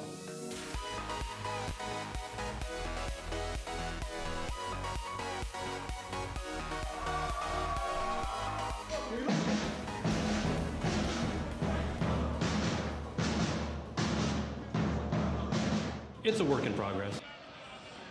Full-time Phoenix Rising Football Club can finally say that they have a postseason win under their belt. A 3-0 win over Portland Timbers 2, and thanks to Carl Wazinski's clean sheet and our partners at Jackson's Car Wash, all fans who attended tonight's match get a free $16 car wash. Just head to one of the 11 Valley locations tomorrow and show them your ticket and your Rising pride. Offer only good for the next 24 hours. Tyler Terrence, along with former Manchester United goalkeeper Gary Bailey, and Phoenix meets at the middle of the complex for perhaps the last time in 2018, depending on how 2018, excuse me, depending on how the rest of the postseason unfolds, as we'll take a look at how it all went down. And Gary, even though T2 had a lot of possession, a lot of good movement in the first half, it was Phoenix really around the 25th minute mark who would start to impose their will. A great challenge from Marco Farfan, though, on the King. Yeah, great challenge from Farfan. Didier Drogba getting away after a mix-up in defense. Farfan saying, come on, guys, talk. Let's sort out the problem. But this is the goal that turned it all. Didier Drogba absolutely powers at. The ball's moving all over the place. Austin Pack can't deal with it. And once they were 1-0 up, you just felt that they were too strong, too experienced to let it go. And T2 couldn't get themselves back into the match. Didier Drogba with his second postseason goal for Phoenix. And then the hits would keep on coming. for the home side in the second half. A lot of pressure as T2 is starting to stretch the game a little bit, throwing numbers forward. Yeah, Solomon Asante pulling the strings bit by bit. There's a turnaround ball here. Chris Cortez knocking it through. Jason Johnson, confusion in the defense. Keeper doesn't come. Johnson's got a great chance to score, and he actually misses. Oh, no, sorry, this is the actual goal. He missed one just before that. This was the goal after the confusion, and he buries this inside the near post. Question marks about defender and goalkeeper. 2-0, and at that stage, it was nearly lights out for T2. First goal for Jason Johnson since June 14th. Yep, he's got ice in his veins, all right. And then Phoenix would get a third. Billy Forbes, great move. It falls for Asante. And this is just a great finish in the end, Gary. It was a great finish. He shields the ball so well in the box, buys himself a little bit of time, sticks it past the goalkeeper. And I think he deserves it because he's such a talented player. He makes everything happen. A little bit of skill, and it was game, set, and match. This one just sneaks inside of the near post. Nothing Pat can do about it in the end. And Solo welcoming himself to the 2018 USL Cup postseason, and look what it means to Phoenix, as they knew exactly what that goal entailed.